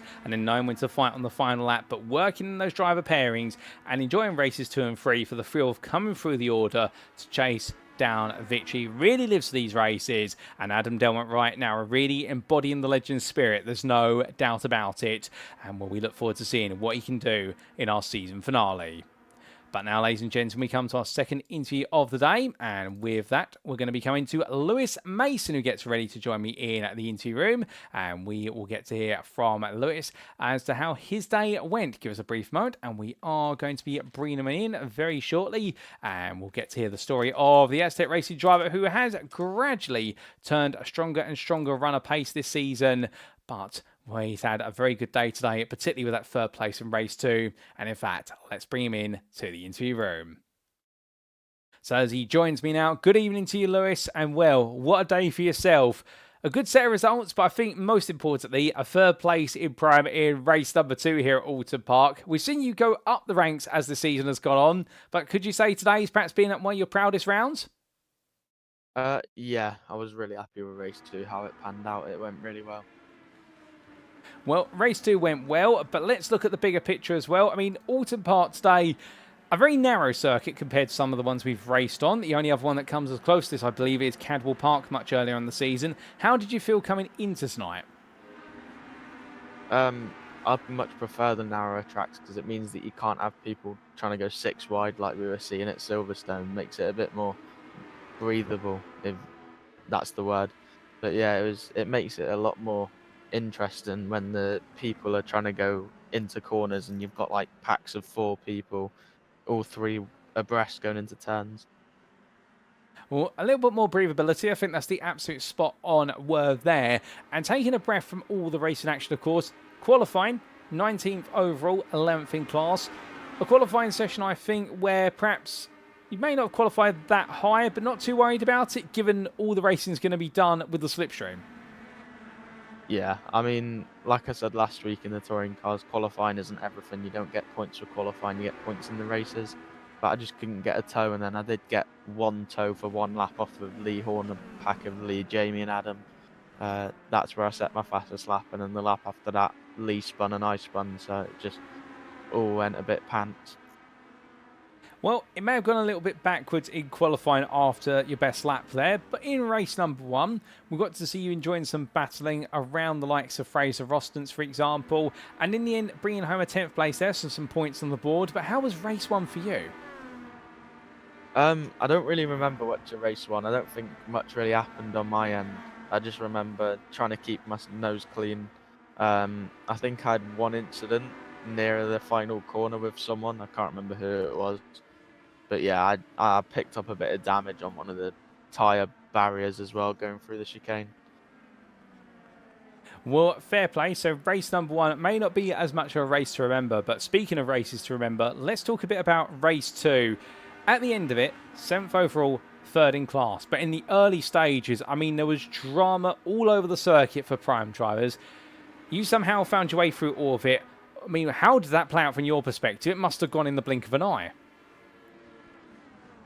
Yeah, well, as I was joining the session, obviously I'm still racing whilst on holiday. The Wi-Fi dongle that we're using decided to run out of battery, so I had to run and plug it back in and hook everything back up on my PC, which was interesting. Managed to join before everyone had started, gridded up, and then because it had only recently joined to my PC again, I was lagging a little bit, and Lee said that I was lagging, so I pulled over, let everyone pass, and then just thought to myself about keeping my nose clean.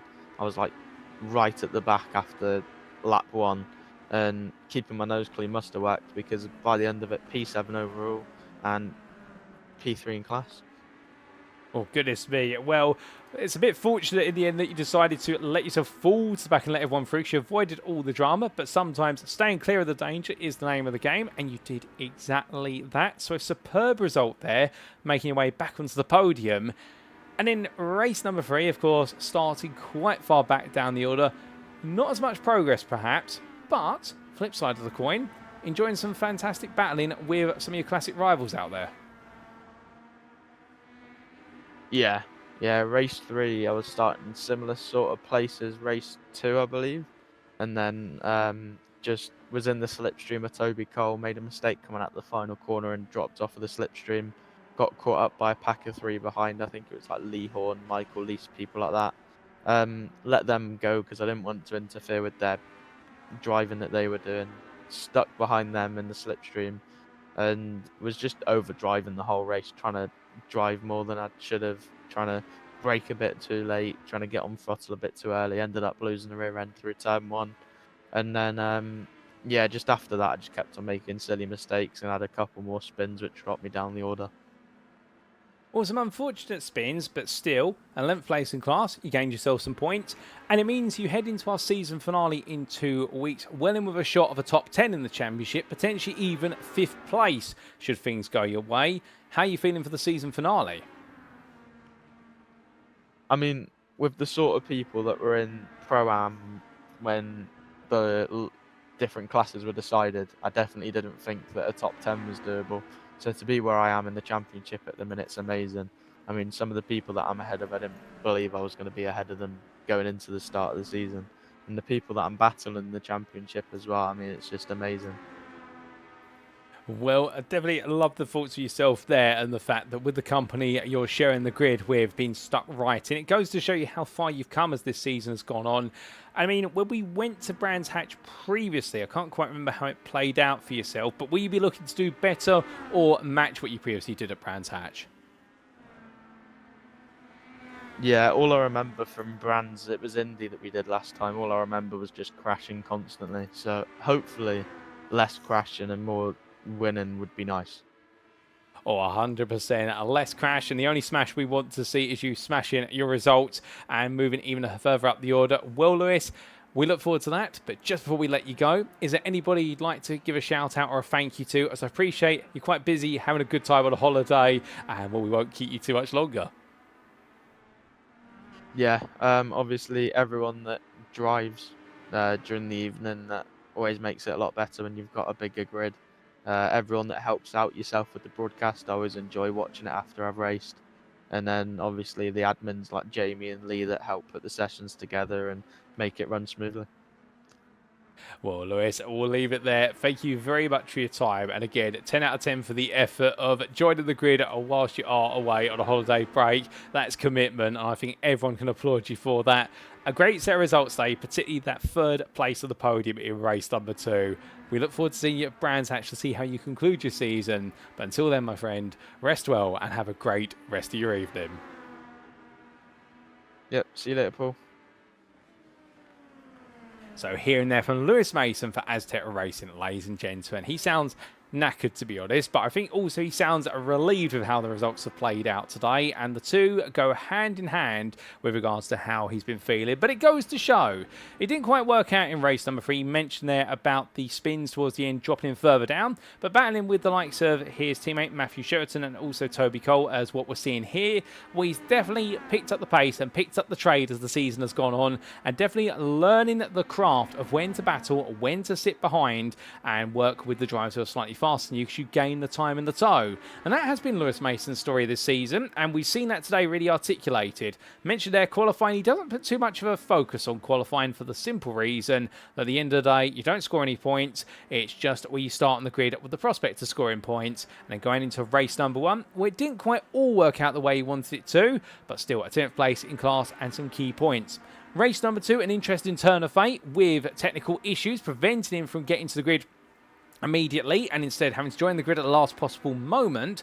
However, due to some inconsistency in its connectivity, deciding to pull the car over and let everybody go to be safe for the rest of the field. But in doing so, the rest of the field in the end were not safe to each other, and Lewis Mason was able to pick up all the pieces that everybody else dropped, so things worked out for him. And then race number 3, it was a bit more to the form of race number 1, but to be fair, if he can have a better day compared to our last visit to Brands Hatch when we go there in 2 weeks' time, something tells me he'll definitely be comfortably inside the top 10 of the Pram class by the end of the season championship-wise. But could he steal away 5th place from Alan McCain? Well, we'll have to wait and see. But now coming to our final interview of the day, ladies and gentlemen, let's bring on in none other than Stuart Winus and hear his story on what has definitely been a day today where I think on multiple turns he may have thought that it's all gone wrong and then it's all gone slightly right. Well, we're going to find out exactly which way he sees the winds blown with regards to his championship as we get ready to have the Scotsman join us here in the commentary booth. Give us a brief moment and we will have him pop in. And in fact, here we go, ladies and gentlemen, as he joins me now. Good evening to you, Stuart. What a round tonight. I mean, I don't know which way this round's gone for you, to be honest, because a win in class in race number 3, a third place in race number 1, but a 10th in race 2, a championship on the line and trying to keep Nick Clibbins within arm's reach.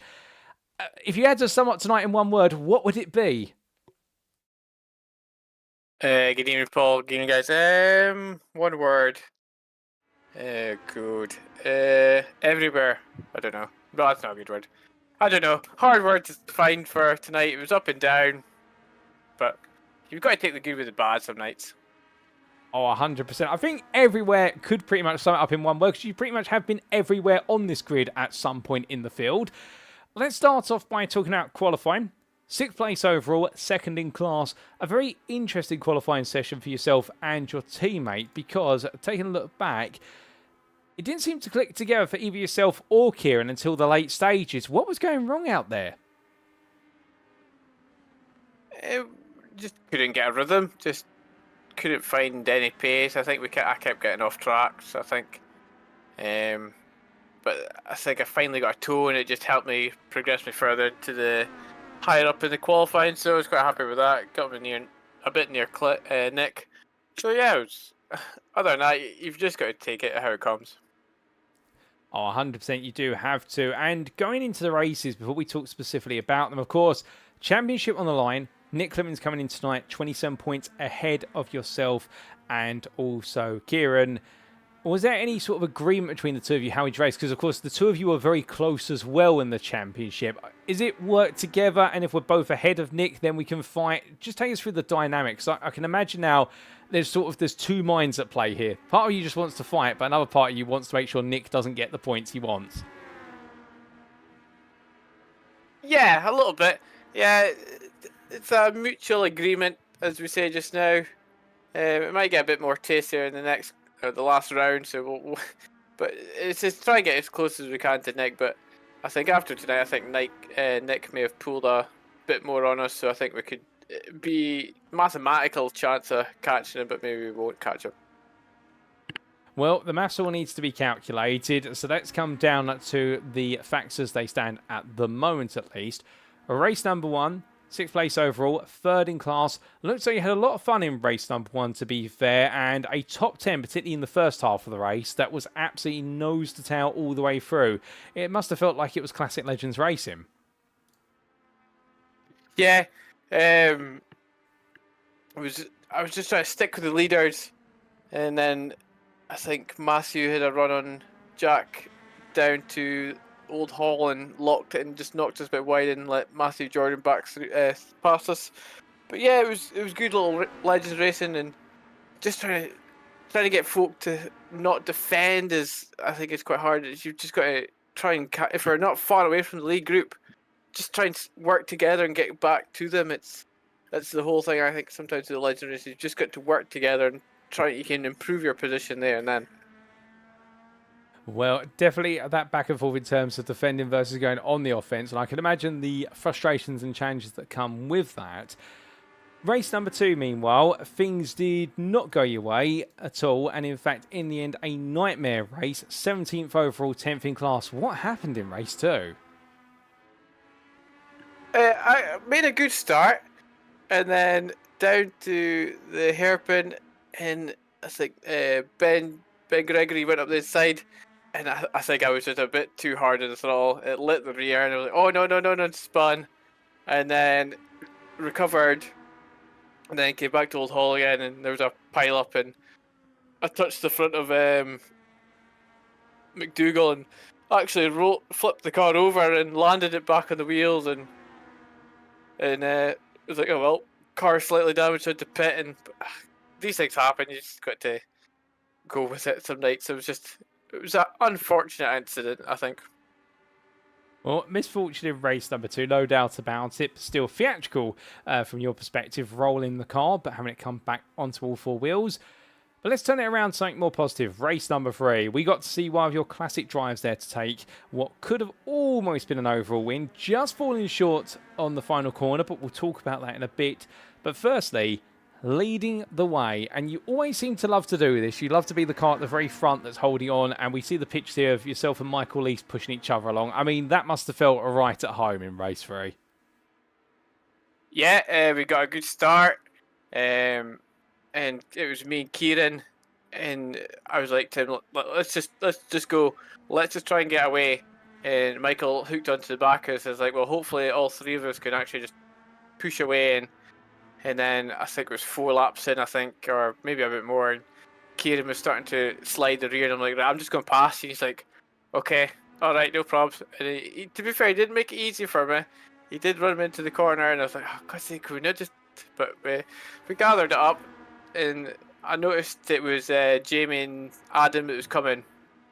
And I was saying to Kieran, we've just got to keep pushing each other because it's Delmont and Jamie behind us, and they'll drive up behind us. And then I think he clipped the tyre stack at the chicane, and then it was just me and Michael, and it was all right for a bit. And then I started to slide the rears, and it just got closer and closer. And then Adam and Jamie came past, and coming down the back straight in the last lap, they both went side by side, and I had a run down the back straight. And I said to Adam after, I said, I was just going for it. I'm just going to go down the inside. I'm just going to hope and I can brake enough and stop the car in the hairpin, but. Yeah, and then the final corner, I think we both got a bit squirrely when we were quite close to each other, and it just knocked us a bit wide for me, but I was happy to get P1 and Pro-Am for that tonight. Oh, I mean, it was an incredible ending to the race. We thought you might have had another overall win because you've definitely made a habit of taking home overall wins this season, including race number 3 at Oulton Park last time out. Couldn't quite happen, but like you say, the most important thing is taking that Pro-Am win. And where does this leave you now going into the season finale? Because, of course, the mathematics, that's all got to be worked out. But are you feeling as though you're on a high going to Brands Hatch, or do you know there's work to do? I think I'm a bit of both. I'm on a high tonight after that last race, but the other 2 races are just forgotten about, I'll say. And but yeah, just I think a bit of a high from tonight, but hopefully I can carry a bit of speed into the next race, because I've totally enjoyed these legend cars. I've thoroughly enjoyed racing them. It's the first time I've done a series with them, and thoroughly enjoying them. Oh, mate, I must say, we're absolutely loving seeing you out there week in, week out, tossing the track Scotland number 61 around and absolutely enjoying it out there. And it shows with the results that are coming through. And regardless of how you do at Brands Hatch, you've definitely been one of the stars of the Prime class for this season, Stuart. And we look forward to seeing how you end your campaign in 2 weeks' time. But just before we do let you go, is there anybody you'd like to give a shout out or a thank you to live on the broadcast tonight? Yeah, again, a big thank you to you guys here running this series and all the information we get from you guys. It's just been great. And obviously, Track Scotland fans just keeping us going. Well, Stuart, it's been an absolute pleasure to have you join me, as it always is in the interview room. Thank you for your time this evening, and well done on your performances, particularly that race 3 class win, a classic drive from yourself. We look forward to seeing what you can do at Brands Hatch to try and upset the momentum of Nick Clibbins and take home the championship crown. But until then, my friend, savour the moment, enjoy it, and we will see you in our finale 2 weeks from now. See you later, Paul. Cheers, guys. Thanks for watching. So here and there from our final interview, ladies and gentlemen, at Stuart Winus of Track Scotland, talking about the mixed fortunes of the day and really riding the high of his race 3 win, of which in the background we continue to see the closing stage of the race with him and Michael Lease working together and the rising tide of Adam Delmont and Jamie Dory. But talking about there as well, the challenges, particularly qualifying, things really not coming together rhythm-wise until the very end, and even then not too happy about it. And race number 1 as well, the weird contrast of being in a long pack of cars. Everyone needs to work together, but not everybody is working together, perhaps the way we'd like. And of course, differences of opinion between drivers, a little bit of defence here and there, and just not enabling him to move forward as much as you like. You can hear it in his voice there, the fact, a bit of frustration coming through, and the fact that in the end, not able to close down the the leading cars, and particularly Nick Clemens would have been the concern. Race number 2, a nightmare moment early on, then compounded by a further incident, sent him all the way to the back with damage in the car and also rolling the car as well, but still able to carry on and get the car home to pick up some points. And with it then going into race number 3, well, we've seen and we've heard there. As soon as we talked about race number 3 with Stuart, the positivity definitely came on through and enjoying that. A little bit gutted not to bring home the overall win, but saying about there, both he and also Adam, as in Adam Delmont, both getting a bit sideways coming out the final corner, and in the end, the contact between the two cars that were unsettled, where it sent Adam one way, it sent Stuart the other way, and Stuart came off the worst of the two. But not complaining there, because at the end of the day, he was most importantly able to bring on home that important result, and that result being the Pro-Am win. And well, happy with that, no doubt about it. And what it does mean is that he heads into the finale now, knowing that he's probably still got a mathematical chance to take on Nick Clemens, but the practice and the focus has got to be on point once he knows how many points he's got to achieve. But he won't know that until we head to that season finale, and that's why I think he's just looking to savour the moment and enjoying it with Track Scotland. Indeed, the team are, and was for his first exposure in the Legends car, I can definitely tell you one thing: he's acclimatised himself to it very well, regardless of how the season ends for our number 61 driver.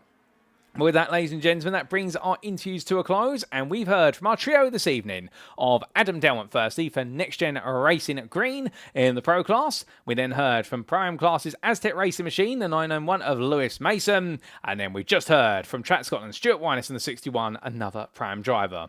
A big thank you to all three of them for joining me in the interview room, and also a huge congratulations on their performances today. It's been great to see them out there having a good time at Oulton Park, and we look forward to what they can bring to the table in round 9 of 9. But with that, it is now time for us to wrap up.